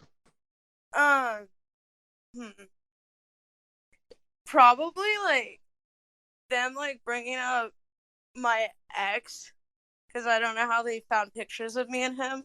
It's like from 2018, and those have been like off the That internet was for a with the while. drummer, right? No, Oh. this is for like the guy that showed me Sam. It's he was black, so they started calling me like a coal burner and shit, which like I didn't really Yeah. even know what that meant, so I was just hella confused, and I was just like, how did they even find those pictures of me and him? So It's a racist remark. It's a racist remark. yeah, I found that out eventually, but I was just like, okay. And then definitely like the body stuff, because it just got old after a while. Because it's like, I know what I look like, you know, and they're seeing like a totally different like camera angle and all this other shit. Yeah. And you were engaged to the drummer in Ariel Pink's band, was that? Or Yeah. yeah. So I met Ariel once here in Austin, and I met he him had in Dallas. dope. Actually. He had randomly he was in the space on one of the first ones. So I've been like back and forth with him a little bit and just giving him updates. I have been quite positive with the updates that I've given him Hell about yeah. your movement through it. So he does know that you were at least in there. Yeah, I haven't seen him since February when I moved out of LA. But I'm gonna maybe perhaps ask him to be on a song, because Don is on my album that is gonna come out. Because me and him, we're cool. I've known him for like 4 years, 5 years. So he's like my best friend and stuff. But I have another band that's him, and then me, and then a guy that was in Ariel Pink's Dark Side named Nick. I mean, we chatted very infrequently because I don't want to like bug the guy. But everything from both of us was positive, so that's some Hell good yeah. news. Gloomy, what's up? Hey, what's up, guys? Question for Sylvia. As one of the high-ranking members of the Sylvia squad, I was rooting for you for a pretty long time. This is true. It is I guy like your is voice. Your your voice guy. is mysterious. I like your voice. Thank you. But my question is, dealing with the community and the TTS, how was that? Because people were very harsh, to say the least. Yeah. It reminded me of like getting bullied, but more of like bullied by thousands of people that I can't see. Yeah. Made me feel like a little insane. I got one more for you. Towards Pretty isolating. Yeah. Because you can't talk to your family or friends. But yeah, go ahead. No, you're good. Towards the end, you went upstairs. I think it was when you guys had to study for the PSAT test or whatever, and Yeah. you asked Vance if he wanted to study with you, and he mentioned, I don't remember what he said, but he walked away, and you gave a little motivational speech. It was a couple days before you were eliminated, but did you have that mentality throughout the entire show, even like right before you were pushed off the show, or was it kind of just like a hoorah, I'm gonna get this and nip it in the butt? No, that's something I felt like throughout the whole show. I just kind of feel like a little weird, like when to show those sides of me, because I didn't want to seem like so cocky. And I could see Vance, like, he wasn't too sure about the challenge, so I was trying to like kind of make him feel better, because I had a feeling I wasn't gonna do the best and I was gonna leave. Because I have a hard time concentrating anyways, and then I'm like sitting there with the TTS going off, and like, yeah, that was definitely the hardest challenge right there. Is that Joey, what is up, brother? And just so people know, actually, please, listeners who are here, we appreciate you. Man, there's only a few days left here, so let's make the most of this. Be sure to get Josie be, winning? yeah, I just supporting wanted to add. Josie, and follow all the speakers who are up there, and also just direct credit to Joey for reaching out to Sylvia in the first place and hooking us up. We would probably not be doing this right now if it wasn't for our homie there. So thank you, brother. Much love, brother. By the way, I just want to let everybody know, because some of you guys may be paying attention to this, what the current challenge is right now. Both the remaining contestants have been confined to bedroom 2 in this. It's called the cell. Essentially, they're the only people who can stay. They can only stay in this room, and they cannot leave. The only reason they can leave is to use the washroom, and they can only use the washroom a limited amount of times, 2 times. And they will also give the contestants challenges to do while in the room, and you earn a point if you win the challenge, and whoever has the most points by the end of the thing, they win the show. Shit. Well, I don't know about Letty because of her IBS. Just Yeah, I was gonna say 2 bathroom tickets. They're gonna be shitting and pissing all over the floor. It's gonna be bad. And I mean, with Josie, she she held it like for a long time with the movement challenge, and then in the cell too. So I think she's gonna win this one. It's a cat fight. All right, their first mini challenge. Their first mini challenge right now is the "Don't Stop Talking to Each Other" challenge. Whoever stops talking first loses. And it's 2 girls. Oh, no. Oh shit, that's endless. Josie's Sylvia, pretty you might have won that shy, one. though, No, so- oh yeah. I don't know if you would. You think? Maybe. They have to beg Chris for food and water. Oh my god. I mean, you probably would have won that because I think you would have been forced to also try and end it. So I think you might have, like, let's say it was you and Letty, you'd probably be talking smack. The energies would be going up. Yeah. She can take a beating, that's for sure. There is virtue in her resilience, for sure. I was but trying to be on good terms with her when I left, just to maintain the peace, because I don't like being like arguing with someone every fucking day, every second. real. But it did make a lot of good content for us, so that we thank you. Yeah, we were gonna kiss during the drunk piece of shit challenge, but then we started having to do math. Man, you should have. Yeah, I That was a moment. I did give her my my black and white striped shirt because she got all that shit poured on her. Mr. President, The peace offering. he's now I in have a to be secure honest with you. location. Mr. President had a huge crush on you. He does. Hell yeah. I love this. I will fight Mr. President for Sylvia. Sylvia and Lance, I wanted to ask a question. If anything, for the viewers, what would you say is the lesson to take away from the show? Lance, you want to go first? Yeah, it's kind of a hard one. I think at the end of the day, like say, when I woke up, there was a lot of people mad at Letty. I want people to realize that this is all part of the game. This is what Fishtank is. You know, this first season will go down as one of the greatest internet, like, extravaganzas of history. Like, it's one of the greatest things of all time. Every First person season's who's always the involved. best. Yeah.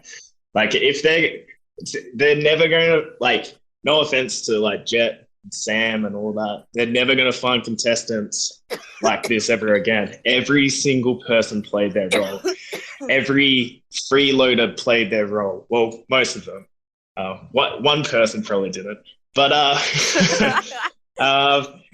but everyone's making the most of it. The thing I just want to say is, whoever wins, this is what Fish Tank's all about: insanity. For real. Exactly. Sylvia, what do you think? Damn. Okay. It what do I could even think? be like what's been your takeaway so far? Don't take yourself too seriously. I mean, don't take anything too seriously. Just Nailed it. simple. And like they want to say shit for the second season. Don't bring any cool things with you. Maybe bring like 2 cool outfits. But like, yeah, don't bring white socks. Bring black socks because your socks are just gonna get dirty. Bring a bunch of books. You gotta like keep yourself occupied in there. But yeah, like, just like you only know your true self, so just like, and also, people want to keep saying Chris was my clone, but Jet tried to find like another Sylvia and he couldn't find another Sylvia. So Got him. Boom. he said he tried really hard, but he failed. So, but yeah, I know I didn't win, but I won the first challenge ever of Fish Tank Season 1. So. Put it in the history Hell books. yeah. Put it in the I mean, history books. it's been legendary. Yeah. And Sylvia is actually the first one that actually got a proper send off. I have to say that. Yeah, I got to slap Sam. Hell yeah. Nice. Or is it Jason? We stay in character around here. Oh, we yeah, we try and keep Jason. the memes going here. The gaslights are good. Well, Woom, what's up? I do have one thing to say that you guys will like this a lot. I did give Jason a gift, and it was my painting that I had in the fish tank house that I brought with me. Oh, nice. Yeah. So I felt like What's you guys that again? would like I don't remember what that was. What was that painting again? It was just like it was like oil acrylic. There's like I use like a bunch of different like medias, like Modelo, sometimes like ash. I had like a rolling paper on there with like a lipstick mark on it. Oh, and then, like, yeah, one of my okay, I little remember that. demons, and then Yeah. like clouds. Excuse me. I remember that. But yeah, like it was like one of the only things I didn't really get messed with. So Well, I have a question. Just because you're high right now, was the first thing you did when you got home smoke weed? Well, when I went back to my hotel, I hung out with Ray for a sec, and he brought me some weed. So like, but I like immediately went to bed. I immediately went to bed, and then I woke up the next day, and I walked to this like smoke shop by the hotel, and I got I got like rock cones because I don't know how to roll, and yeah, I smoked weed like the morning after. Man, that first hit of fresh air and that first puff of that joint must have been wild. Must have been fucking insane. I was just like super paranoid. I've noticed that I'm like really paranoid that people are like watching me though. Do you think What have your people looking around parents and been stuff. saying? Huh? What's your parents been saying? You mentioned them. Oh, they're chill. They're like happy to have me home, and they're just like. Did they see it as like a positive growth sort of experience with some torture, or is like, oh God, that was a Faustian bargain? They didn't like all the mean comments, but they're really proud of me. And, I have a question. Do you think this experience negatively impaired your mental health, your psychological well-being? I think it honestly made me stronger. Let's go. That's what we've been saying, I put folks. myself in like an uncomfortable position. I put myself out there. I used to do that a lot when I was younger, and then I just kind of like balled myself up for a bit. So I feel like this definitely helped a lot.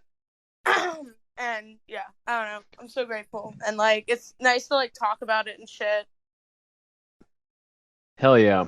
And, you can always just, the show's going to end. We will try and have some type of community spaces. So just feel free to drop in whenever. Doesn't have to be this interview. You can literally just chill. Yeah, I've been trying to get on Discord, but like, so I brought my laptop with me, but I haven't used it in like 30 something days. And it's new, so I forgot the password, so I don't know how to get on my MacBook. Or else I'd go on Discord. Yeah, one of those Discords is run pretty well. I think it's What like is it, like the just, Fishtank Live or whatever? yeah, I Hey, believe that's it. Sylvia, here's You my can one sec, you can DM me to verify because some of those Discords are shady, but one of them's Yeah. run well. I was gonna say, here's my 2 cents. Don't go on any of those Discords. Just stay the fuck away. It's gonna be crazy for you. No Minus that, gatekeeping. minus the one. I'm not trying to Yeah. gatekeep, but it's some of them are fucking wild. I'll No, just put it I've like heard, that. yeah, there's some bad stuff on there. That's why I'm like, I don't know. That big one is good. You can feel free to hit me up in the DMs just to verify it is Yeah. that one. Woom, I what's went up? on Reddit a little bit, and Reddit's like a hellscape too. I just had a question to direct towards Sylvia and Lance. Have either of you had any recognition outside of the fish tank? And have you heard Ty's song about breaking the fish tank? Yeah, his song. He's like, you bet. Listen to Frank. You better wear no shoes or whatever. And no, I haven't. Yeah, maybe you could record a song with Ty. He's pretty funny. Yeah, he lives in Texas, and I live in Oklahoma. That's not that far. Just a stone's throw. Yeah. Yeah.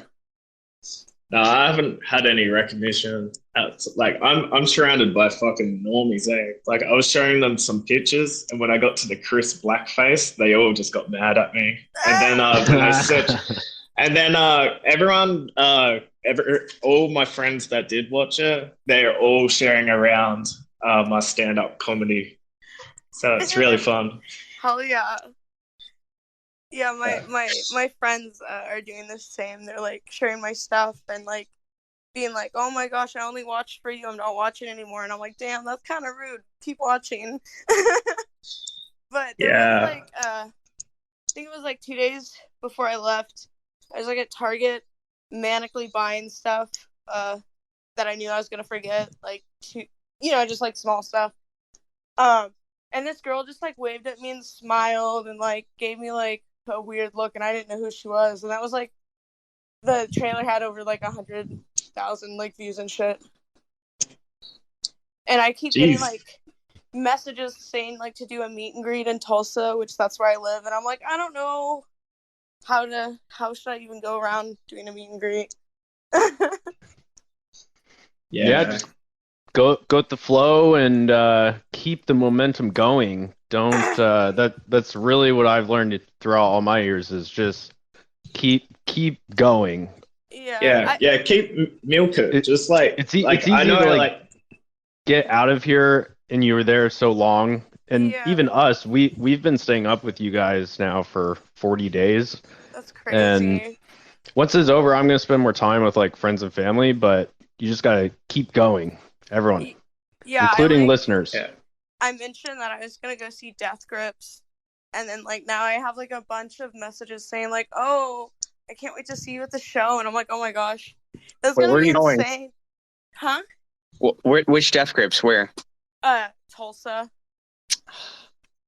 I might go to the Toronto one in September.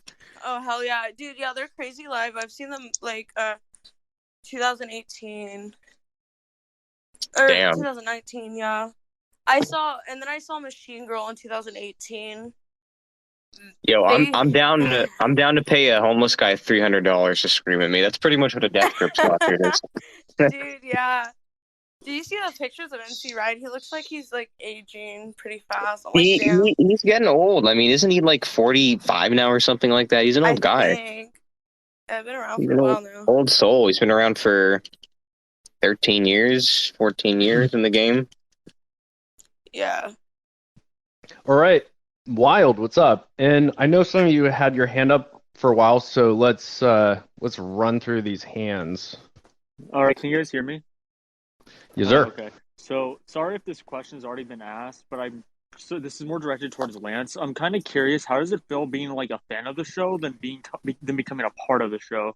Like, is there like any feeling that came along with it?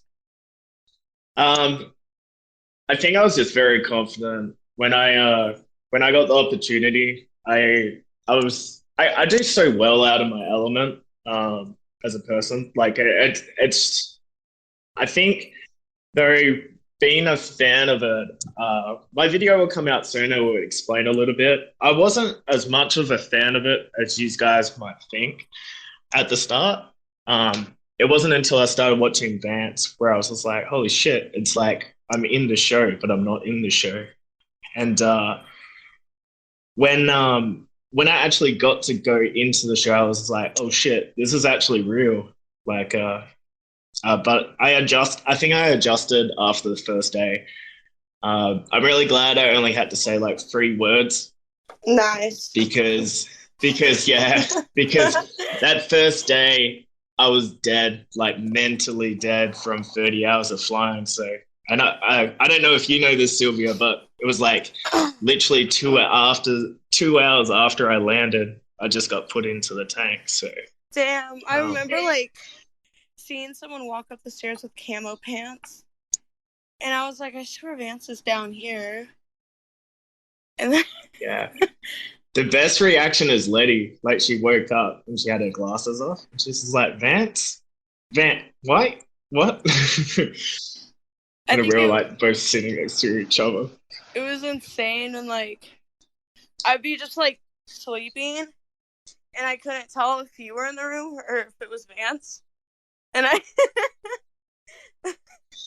like, damn, Yeah. Vance was kind of sleeping a little more aggressively than usual last night. And it was like, True. I'm like, what the fuck? Yeah. But All right. yeah, it's keep going. such a good opportunity. I just want to kind of like end on this because I got to get going. I got to start my day. But yeah, I really appreciate the offer that Sam and Jet gave me, and yeah, hopefully, me and Sylvia can run amok as freeloaders maybe Hell yeah. in the next season. That would be fucking awesome. No remorse, no empathy. Yeah, I reckon we could tear up. Like, I really want to meet Frank on the outside of the tank and like do some content with him. Dude, yeah, same. He's hilarious. Oh, also, congrats on 2K on YouTube, man. Yeah, I'm definitely shaving my hair off at 3K. Gotta get it to 3K, guys. You know what? YouTube video dropping this weekend. Yeah. Oh yeah, I'll shave my eyebrows off. Hell yeah. All right. Hey, Lance, thank you so much. Thank you so much. Yeah, thanks heaps, man. Thanks anytime, heaps. buddy. Yeah, thanks for giving me a shout. Appreciate this you, was dude. fucking fun. You're so awesome. Awesome. Nice talking Catch to you you, guys. man. Yeah, nice talking to you. Oh. Let's go! Let's go! Let's go! Oh! Catches. All right, man. Bye. All right, Flappy Bird, what's up, brother? Hey, I was gonna ask Lance, but he's gone. Oh, Lance and Sylvia. I'll ask Sylvia. Who, in your opinion, is the best cook in the fish tank? Man. Whew. This might be a little controversial. I love John's chicken. It's like 3 ingredients, but it's so good. But Daniel cooks really good too. I couldn't get like a range of everyone because I'm a picky eater. So like, but like, yeah, that is true. You are a Daniel's picky burgers eater. were yeah, like I have a question also, another one. I just thought of it. This is a question I think is probably one of the most important ones you're going to get asked, so just be ready for it. But you ready? Are you ready? Yeah, I'm ready. All right. How did Chris smell? Can you describe that to me? It's just like, when you like get overheated for like a few days and you can't take a shower and you're just all like kind of sticky and musky and kind of like that. But like that, and it's just like that constantly. yeah. He doesn't wear like socks. Oh, that's And I mean, great. it's just like it's not a diss. It's just like a known thing. Like you watch the show, you know. So I mean, like, Is he as fat as he like looks? Like is it like crazy when you look at him? yeah, Probably heavier. It's pretty Even bigger, right? crazy. How tall is he? Is he tall and? I think he's like a few inches taller than me, and I'm How tall are you? 5'3". I'm 5'3".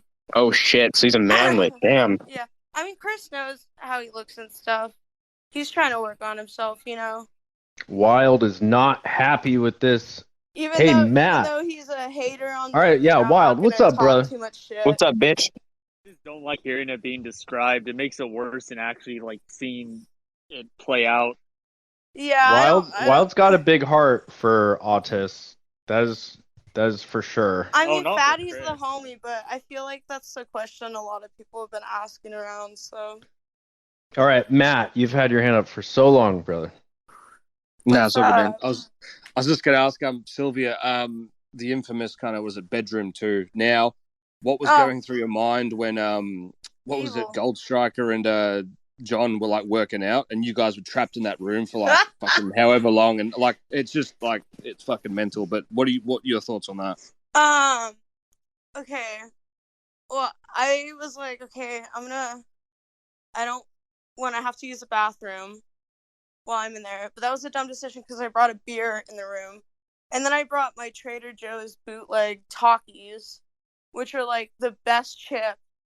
So like I was like, okay, I'm just going to munch on these for like 2 days, have my beer and water. And then Jason takes them and like puts them on the floor. And I was just like, it was like kind of humiliating. So that kind of made me sad. And then and then they just started working out, and it was just so super sweaty and just smelled like guy in there, which isn't it's not a bad thing. It's just like, damn, we can't even get out. And then they turned the heat up all the way, so it's probably like 85 in there or something. And then yeah, John getting hit in the head with the bed frame. It's pretty insane. And then did he kick the fucking hole in the wall, didn't he? Oh yeah, he tried to hide it. So like, I saw that last night. I finally saw that. I guess the entity was in the hallway, knocking on the wall or something. Then John started kicking the wall back, and then he put the hole in the wall. And like, I found it on TikTok, and I'm just like laying on the floor with baby Brett.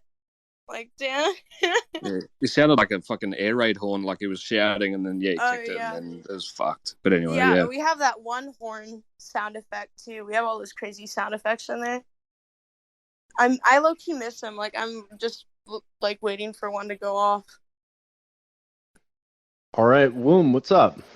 Nice questions, Matt.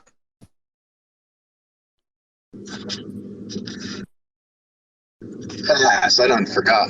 311 Truther. Bleach, what is up, my homie? It's a sick name. What's up, guys? What's up, Sylvia? Hey. I just wanted to ask, so in your song, right, the intro, you have Sam kind of like talking. Were you familiar with like their stuff like before going into the tank, like World Peace, or like what was your familiarity with him?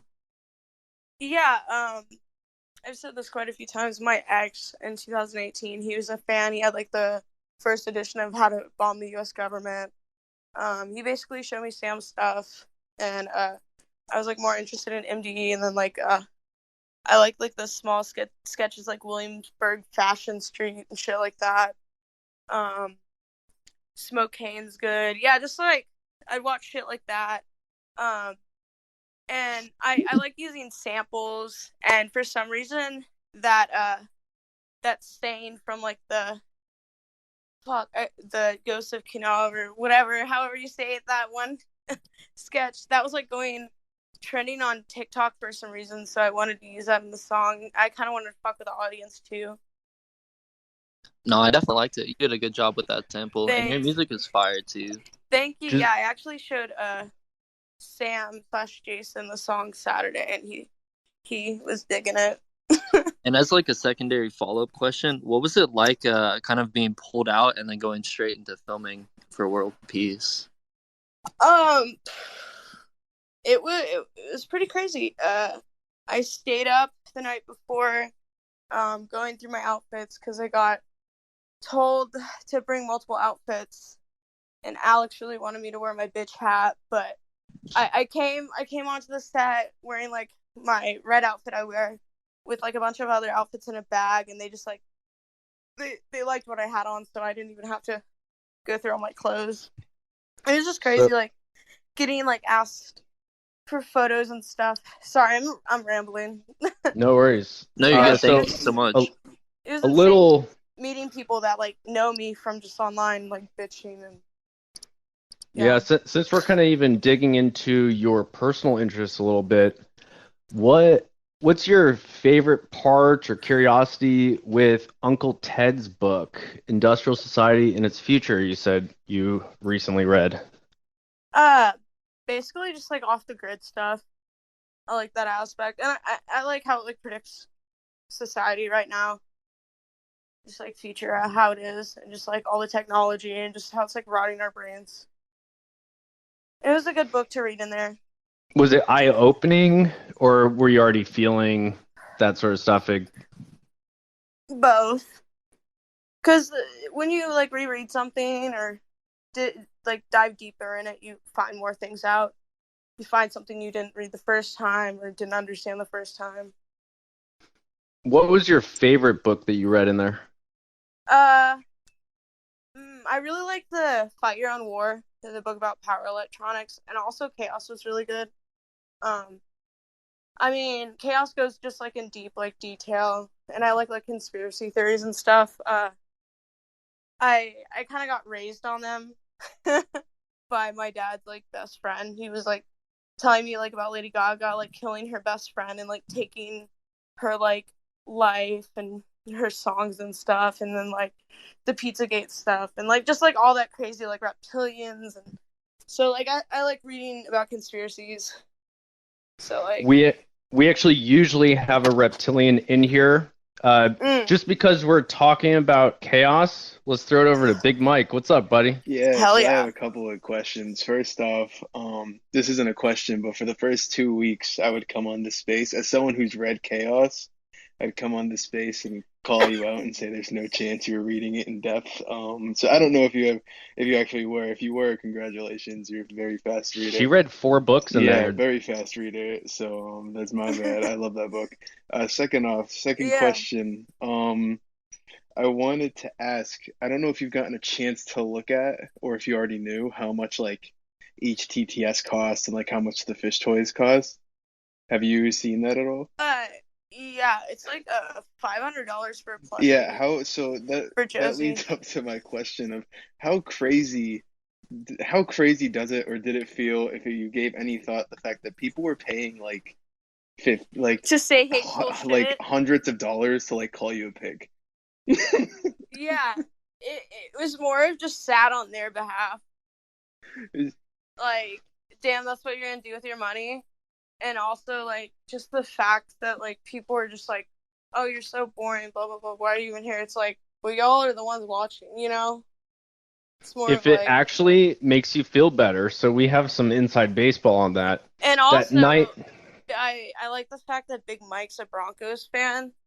So my dad raised me on his Broncos. So Broncos and Chiefs. Chaos goes together quite well, I see. Yeah. But no, I actually had to reread a little bit of it because, like, it's so hard to read in there. But I got, like, it got easier to read in there after a while when less people left. Reading that book with John around had to have been difficult. That had to have been a process.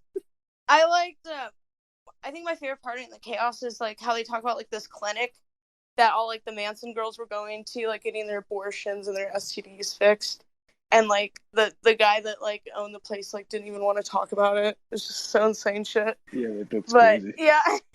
And then John's asking about... I like how, like, he's just so naive and, like, easily manipulated by, like, anything. You could tell him, like...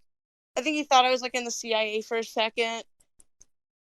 And then, yeah, it's just, like, shit like that. He's just one of a kind. a little inside baseball. This will actually make you feel better. Hell yeah. One of the nights that you got most drunk. I don't think it was that Frank blackout night. It was one of the other like more drunk ones, but the guy that was TTSing you just constantly.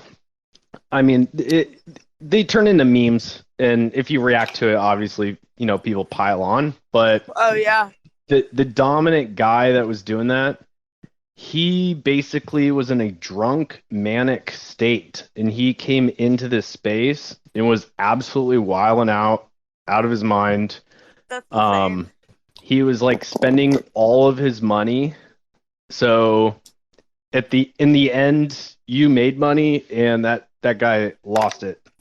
That's crazy. Some weird ass gambling fetish. I had to kick him out. He was straight manic. Did anyone else remember that? Remember, he spent like over $8,000 on Yeah. TTS. Yeah, I think I remember That's that night. It fucking was crazy. insane, dude. I believe he got like banned from sending TTS because he started trying to do like fucking violent ass like death threats. Yeah. And we were all like, He was a psycho. He Yeah, was they into torture porn. They let some of the death threats through sometimes, so surprisingly. They seemed pretty good about it though. Like, Yeah, they try to keep it pretty strict, but when like it goes trending and when the TTSs are back to back, it's kind of hard when they got like one person, Yeah, two people, yeah, because so they have to take shifts and stuff. So yeah, and especially at night when it's doubled like that, you just are getting like super fucking like crazy psychos who just have an unlimited source of money to harass people. So yeah. But props on you. You like really actually handled it really well. So Thanks. Yeah. Thank you. You stayed. Yeah, that was the most Yeah, for important real. part. Man, I You hope stayed until elimination. Yeah, That's big. I didn't want to leave at all. Like, but I had a feeling I was gonna suck at that challenge because, man, I can't do math, and it's just like I don't know. Like when you go to school, like at high school, they're like, oh yeah, you need to learn math. You're gonna use this every day. How am I gonna use like long ass algebra in my everyday life? Yo, same, Sylvia. Same. All right, new voice, Star. What's up? Hey, what's going on? I want to say, Sylvia, your mental fortitude, Jesus Christ, man. Because I have to tell you, I need to ask is how did you handle what was running through your head when you were around Letty, just looking at that smirk, that smug little face. Like, I was the one who sent that TTS who said, thank you for not throwing Letty like a football. Because, Jesus Christ, yeah, I mean... she just has that fake...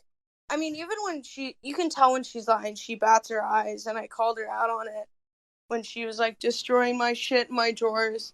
Which, like, also, that was just, like, shit I didn't really care about. I had all my stuff that I cared about in my luggage. My luggage was hidden in the laundry room. So I was just kind of letting her just make an asshole out of herself. And she was basically doing, like, what she bitched about Daniel doing. But, yeah, I mean, I had to use, like, all the power in me not to physically do anything. Because I cared about the show. I really did feel it for you, you know. She was, like, egging me on, too. And I'm like, dude, no. Because she said multiple times she knew that I would win if we got in an fought. And I'm like, dude, no. Because she just wants me to leave, so... And yeah, I mean, I'm pretty sure I don't know about being friends with her outside of the show. No, and thank you. Thank you for sticking it out. You know, just, I wanted to end on a nice note, but I don't like her. I don't respect her. Between World Peace 2 and Frank dropping in here, giving you some cred, I think Sylvia's stonks in this community are going up right now. Wild. Hell yeah. Yeah, it's nice talking to you guys. Oh, yeah, I have a question. In hindsight, sorry if I don't mean to be rude with this question, it's just a genuine question. In hindsight, would you say it's like well, why did you bring personal stuff into the show? Did you have any idea what you were getting into, or like No. I was just more of like I'm just trying to. That's just how I dress. Like, I dress with like my belts and all my shit, like my makeup. Like I was trying to bring things that made me like feel comfortable. Yeah, like I had no idea that that's what it was gonna be like. If I Somebody did, tell me they're clipping Sam's little dance routine right now in Ved 2. Yeah, it's just, yeah, So, based on your hat, are you a commie? no. Based.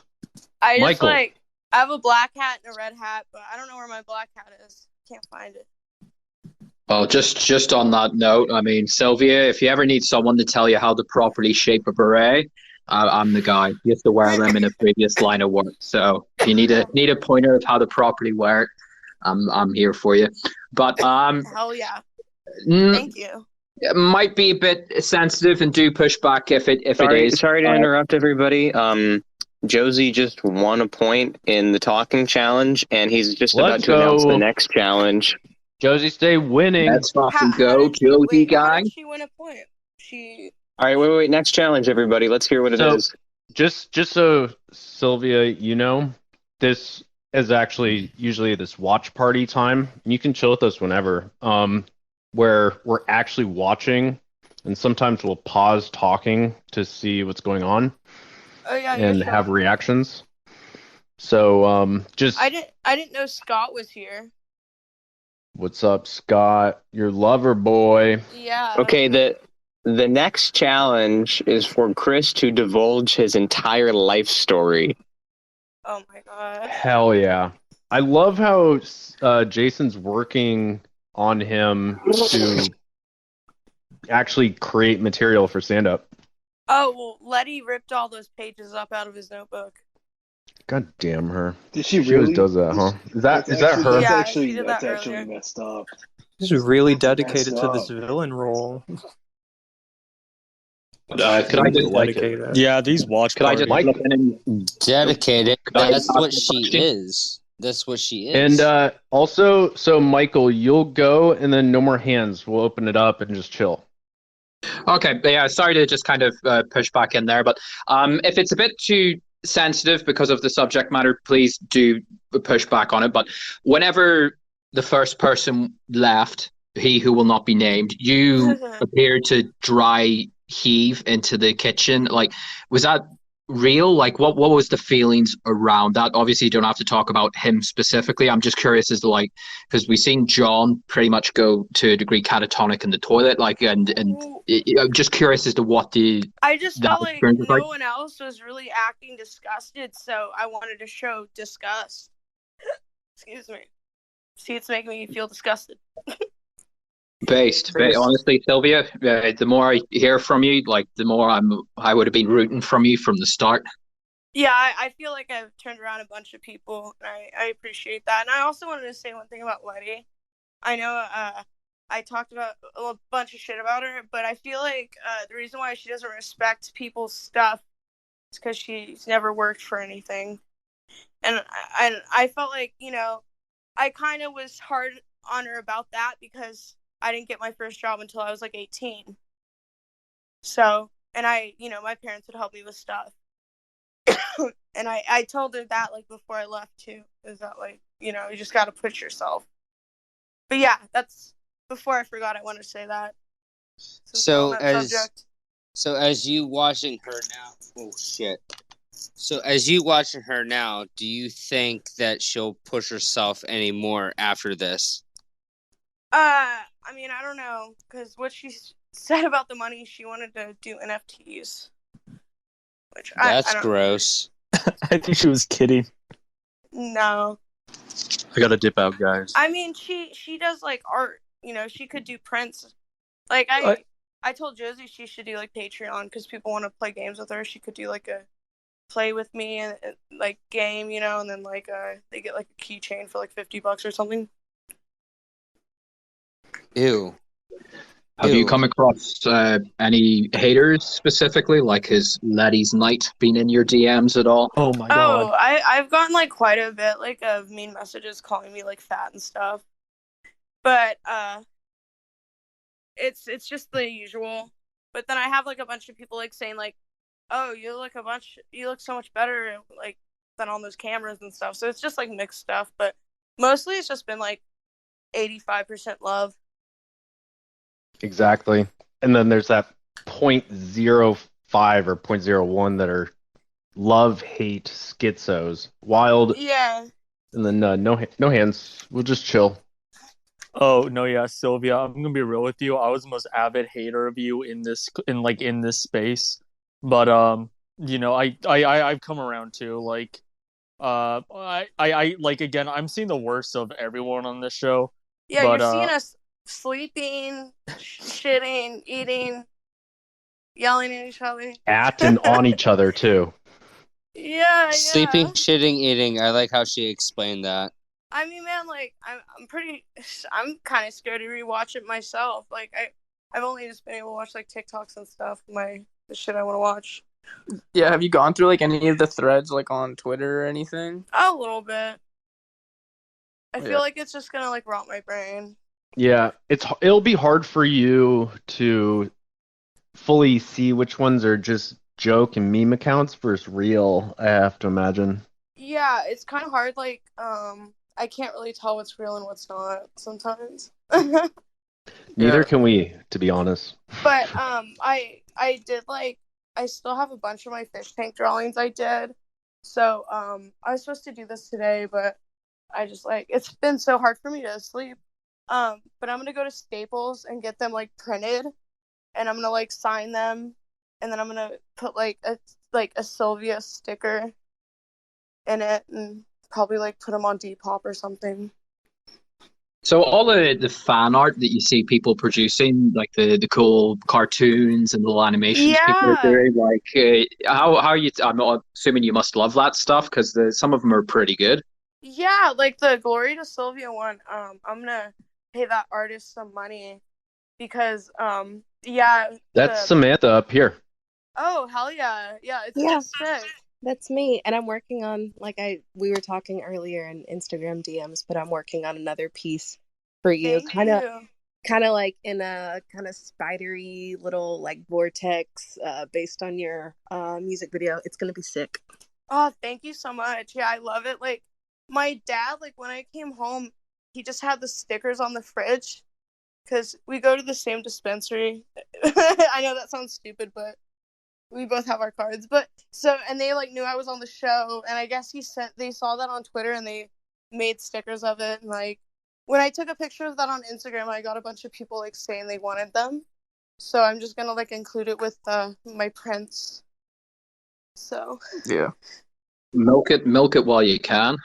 Yeah, I mean, I've been selling like art prints for a few years. I would just like vend it, little festivals and stuff. You just keep going. So as long as you're doing stuff and out there, people think that it'll just die, but no, like the general broad audience of it to some extent will, but season 2 isn't even that long away. Hey, heads World up, by Peace the 2 way. is coming.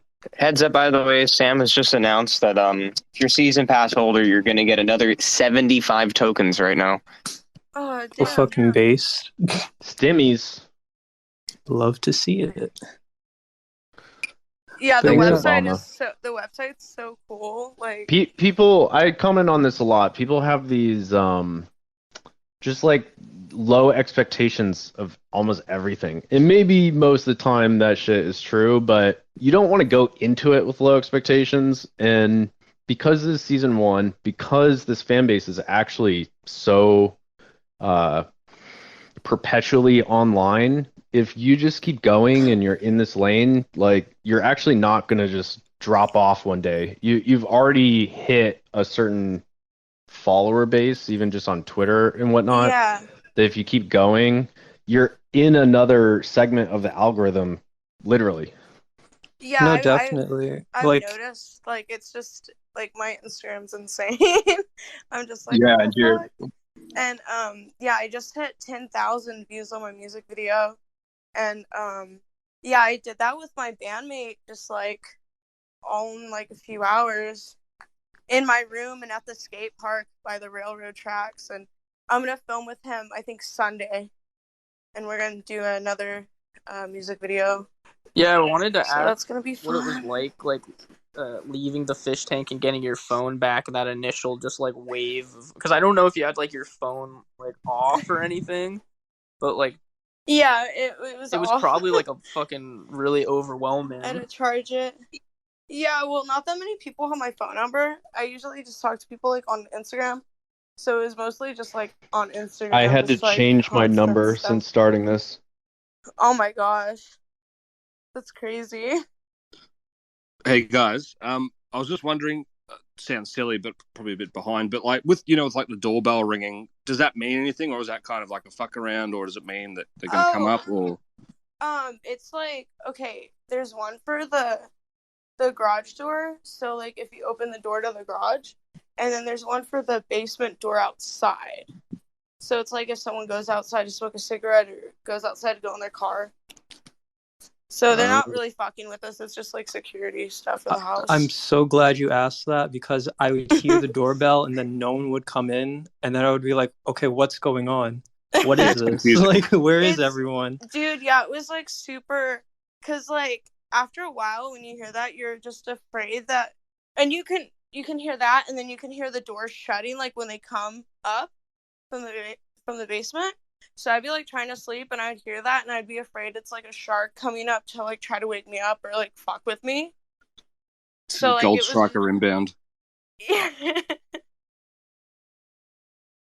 fucking crazy. Yeah, do you think like, because like you said that you were subscribed to Frank's Gumroad, but and then like all that shit went down with him like fucking with you.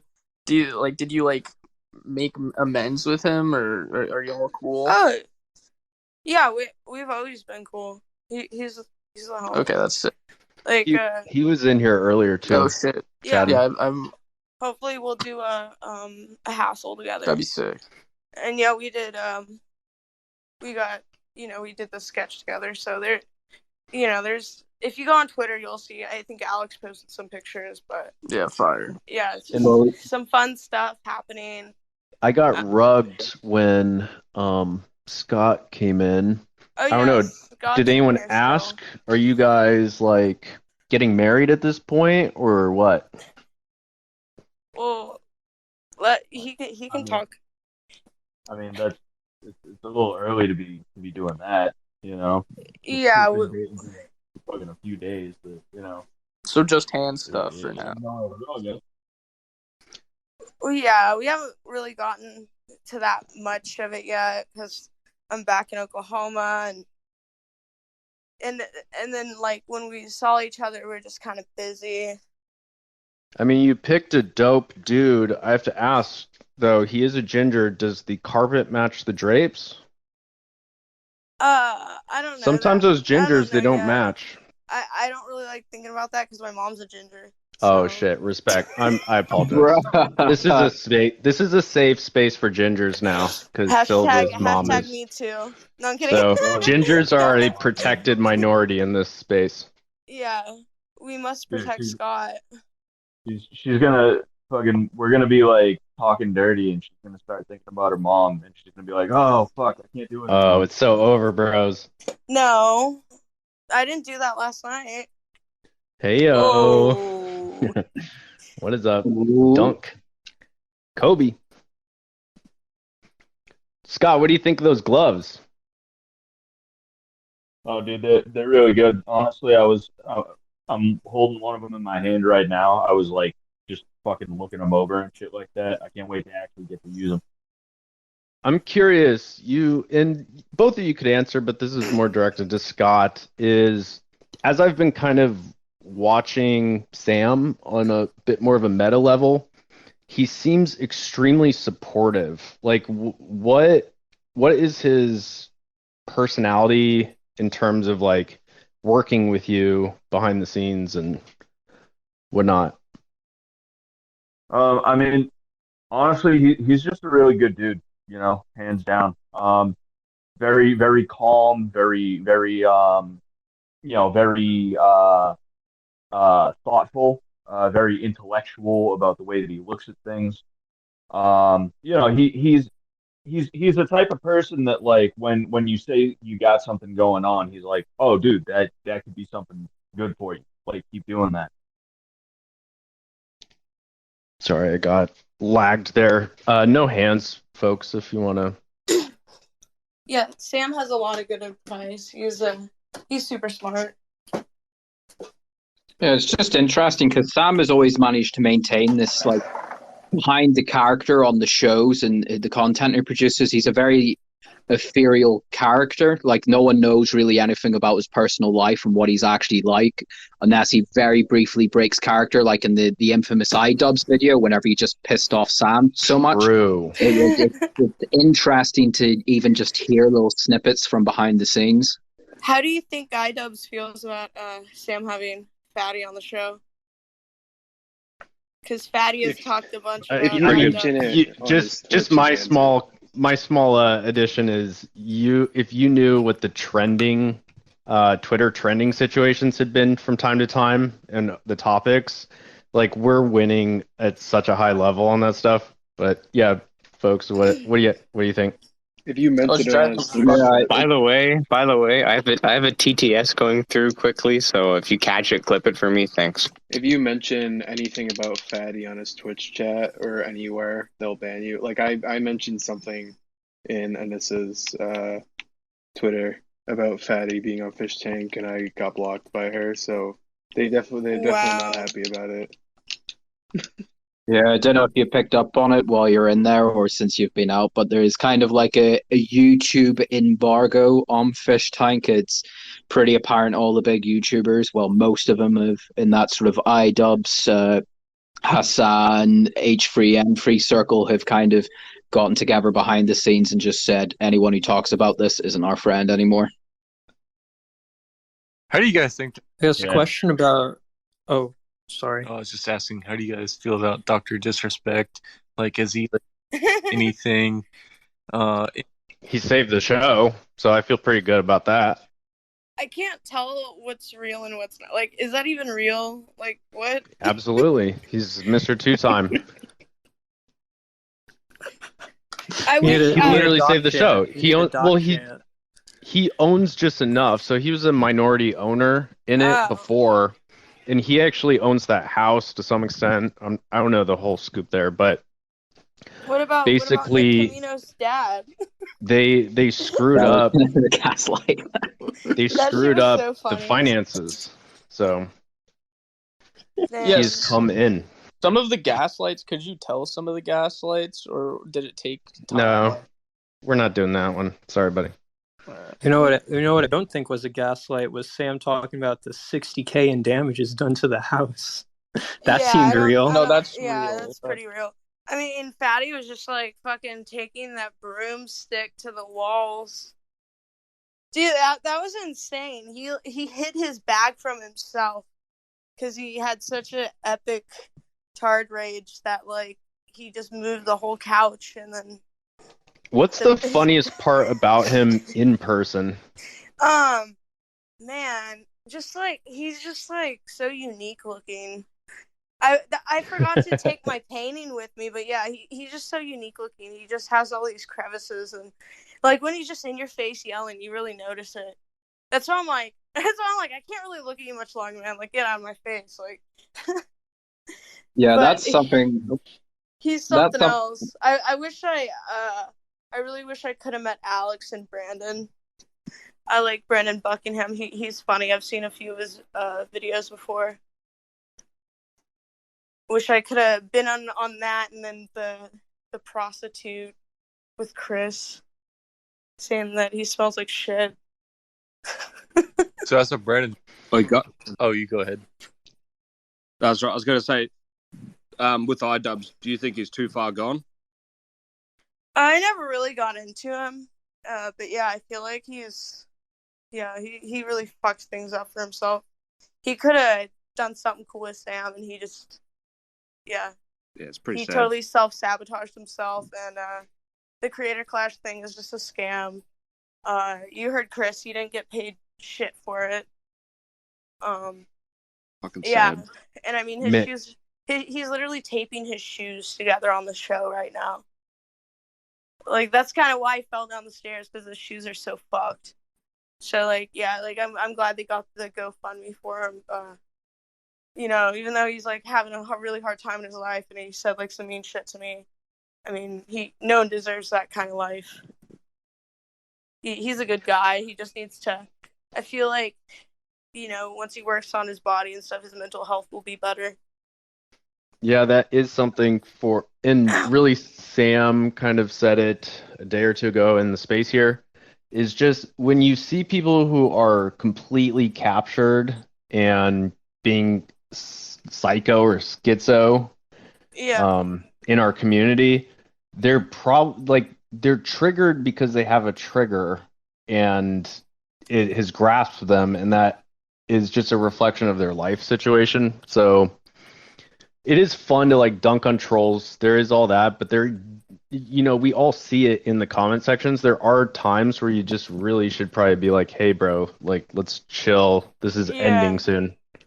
Yeah, he deserves nothing but the best.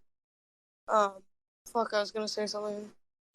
He needs some slaves because his ability to. He needs his I mean, he needs his lifesavers and stuff. I mean, like when I felt like so restricted because I didn't have my roller skates and shit, and that's like what I like to do. It's like doing yoga and doing my roller skating and like workouts and stuff. So like not having like the proper equipment, I'm like fuck my life. So I don't know how he likes to work out. I guess the lifesavers. it's almost amazing to me they were able to produce so much content and situations out of just a small house, because Yeah, they should all have these done other like a shows, roller derby or something with those wooden floors.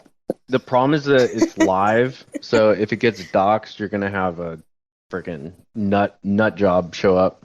Yeah. Well, I mean, that already happened, though, right? Yeah, I mean, yeah, it's probably online. You guys can look it up. It's just, yeah, that shit was insane. Like, I've dealt with cops in Tulsa and shit, but that was something else. Yeah, for Guys, real. how old is Chris? I think he's like 26 or 28 or something. It's on the Right. website. I'll have to check, but yeah. What'd you think of Betty? So Betty was short-lived, but a dope. big crowd favorite. She was a homie. I feel like we got along a lot for like the 2 days we had. I like how she was wearing the Sylvia helmet while she was going crazy. Yeah, that was so epic. And yeah, we've messaged each other a few times. I still need to message her back. I'm like really bad at getting back to people right now. But I feel like maybe we could stream or something sometime. Sorry, go ahead. Yeah, for real. No, I did get the Betty follow today, bros. So hell yeah, mission accomplished. Yeah, I got the Betty big moment on Instagram because I have shared lore with the real Betty, actually, which is crazy. I didn't realize that until after she was off the show. Damn, yeah, she was trending too. Yeah, that was wild. She deserves it. Quite an impression. Yeah, she showed her. I'm like, girl, oh my gosh. Actually, well, you insane. released. I loved it. You walked around scant that night too. People were admiring. Well, because I got covered in shit, and then I was trying to find a towel. And then I'm like, you know what? This is what they want, so whatever. And then, yeah, like, I showed I pulled up my shirt when Chris was about to get nude, because I'm like, what about the guys that are watching? They don't want to see him. For real. Yeah, she was straight we up. kind of do want to see him. It is a strange figure. Yeah, man, yeah, I like all the memes. Yeah, what was it he like looks being like in a the little house? chicken, like a... Wow. You know? Yeah, I couldn't imagine being in the house with him with his pussy out. Like, that was wild. What was going on with with their pussy out? Get their pussy out. Sorry. Yeah, it was insane. I felt really bad for Josie. The funniest thing though was when when we all went upstairs to bedroom 4 and Chris was trying to wake up Vance, and Chris didn't have any clothes on. And then, like, I think it was Ben or Tax had, like, tried to turn the light on. And it was just a slow reveal Vance just got up with a blanket and then turned off the light or something. Yo. And then he like came downstairs and he's like, "You need to apologize to Josie tomorrow." Yo, first time speaker. What's up, buddy? Yo, what's up, man? I wanted to ask, from face level, how much does Chris's gut actually hide what's going on there? Well, I was saying that it like when you see him nude, it doesn't really shock you as like someone without clothes because you really can't see anything. I was saying it's more of like a non-binary type vibe. Yeah, it's like you can't see anything there. Yeah. Peter Griffin, Also, Sam. I'm super upset. We never got a freaking picture of the inside of the fridge from when yeah, everyone was living in the house. Okay. Dude, I was begging for it. Now there's only two have people left, and there's two bits of food left. Maybe Jet. It's mostly just frozen food. Like it's I mostly needed just stuff we get in y'all to loot get in crates. contact with them. and then just like the drinks they put in our loot crates. And then just like cheese and eggs and like meat and stuff. How gross was it, like at its grossest? Shit.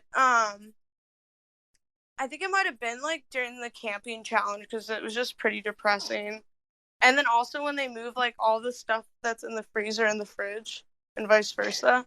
Vance was telling me about how when you left it was all thawing out in the fridge because no one had moved it back yet. Yeah, because it just messes with your mind. You're just looking at like a clusterfuck. Oh, You're like, yeah. dude, I already have so much going on now. I gotta deal with this. Oh yeah, I'm sure. But yeah, you had a lot of supporters because you were one of the more normal people in there. I mean, you dress pretty wild and stuff, but you know, people actually do appreciate the more normality. And it's funny how like just like conversational and everything you are in here. It like just the contrast and how that carries over. Yeah. This is almost a meta observation, but oh yeah, I'm actually AI. No, I get that a lot. Like I'm intimidating because I have the resting bitch face and like and I dress weird, but I've always dressed like just fucking off and stuff. Like you guys can see from like my Instagram and stuff. That's why like people when I came out of the house and post pictures, they're like, "Oh, you actually dress like that? Damn." But but yeah, I mean, I think I'm pretty approachable sometimes. I don't know. But fun. You guys will like this one. When we did get the fun little adventure outside, I was wearing my retired drug dealer hat, so I thought that was pretty funny. And oh yeah, that bitch hat, man, that was legendary. Then I got my bitch hat. Yeah. I saved all my hats. Yeah, I'm actually washing my red one right now because it's just so disgusting. So Scott, little tip: you ever looking for a gift? Might be a hat. No, I like I shared this Garfield plushie. Damn, they could have been selling plushies for you. Whoa, I'm like pretty. I have like my bed's almost full of plushies right now. But I like what that is so. If Jet heard that, that was a. There's so many pay pigs out there that would have.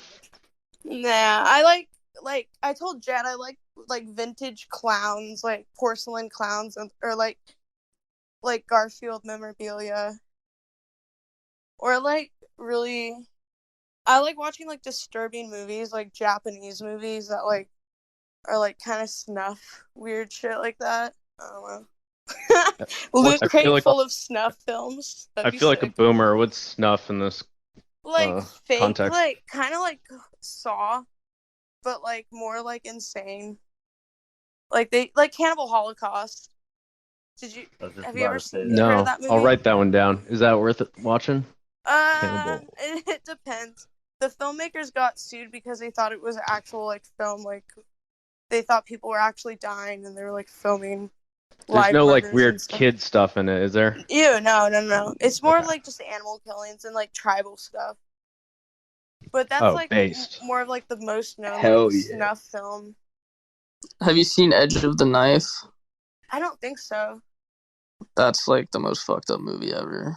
Yeah, I got a bunch of John Water films on DVD.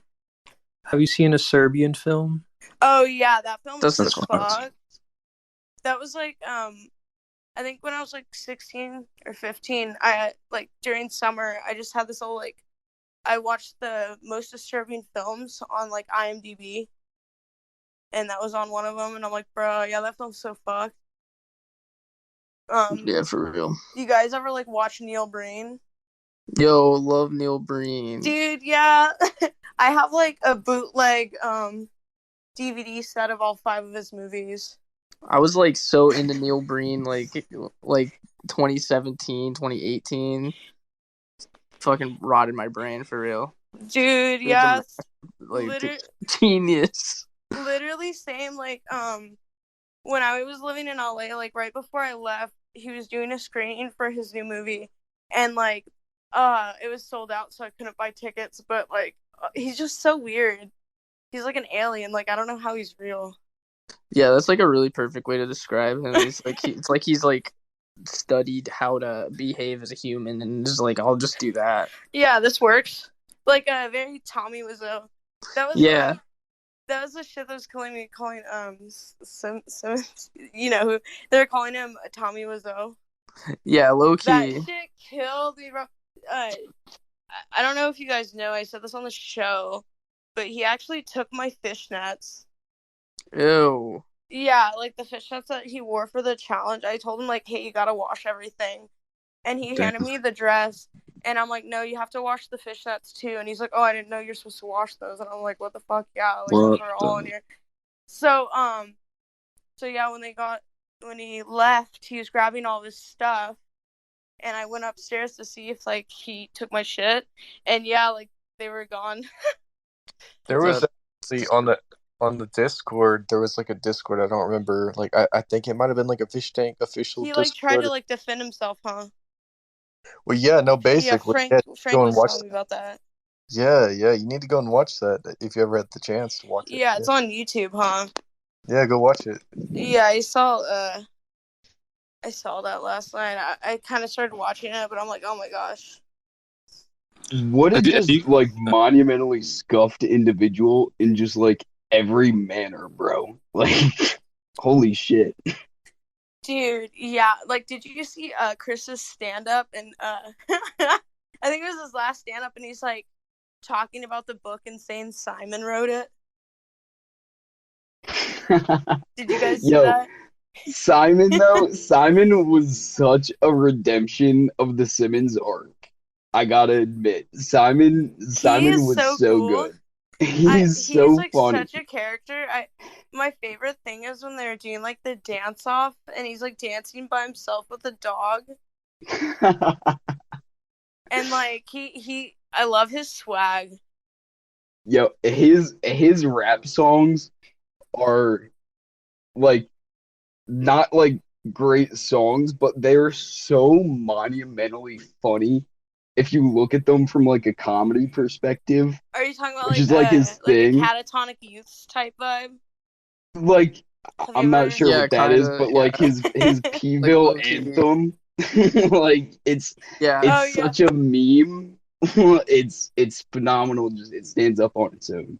That's my I mean, whenever he Instagram page is Catatonic Youth, they just like get like a lot of random like music videos and share them on there, and it's just like random ass like people that they find. Yeah, like that sounds like it would be him. Yeah. Yeah, I was gonna say. Guys, was actually in on the fact that like he was canceled, or like was he actually butthurt about it? Like, did he actually believe the gaslighting?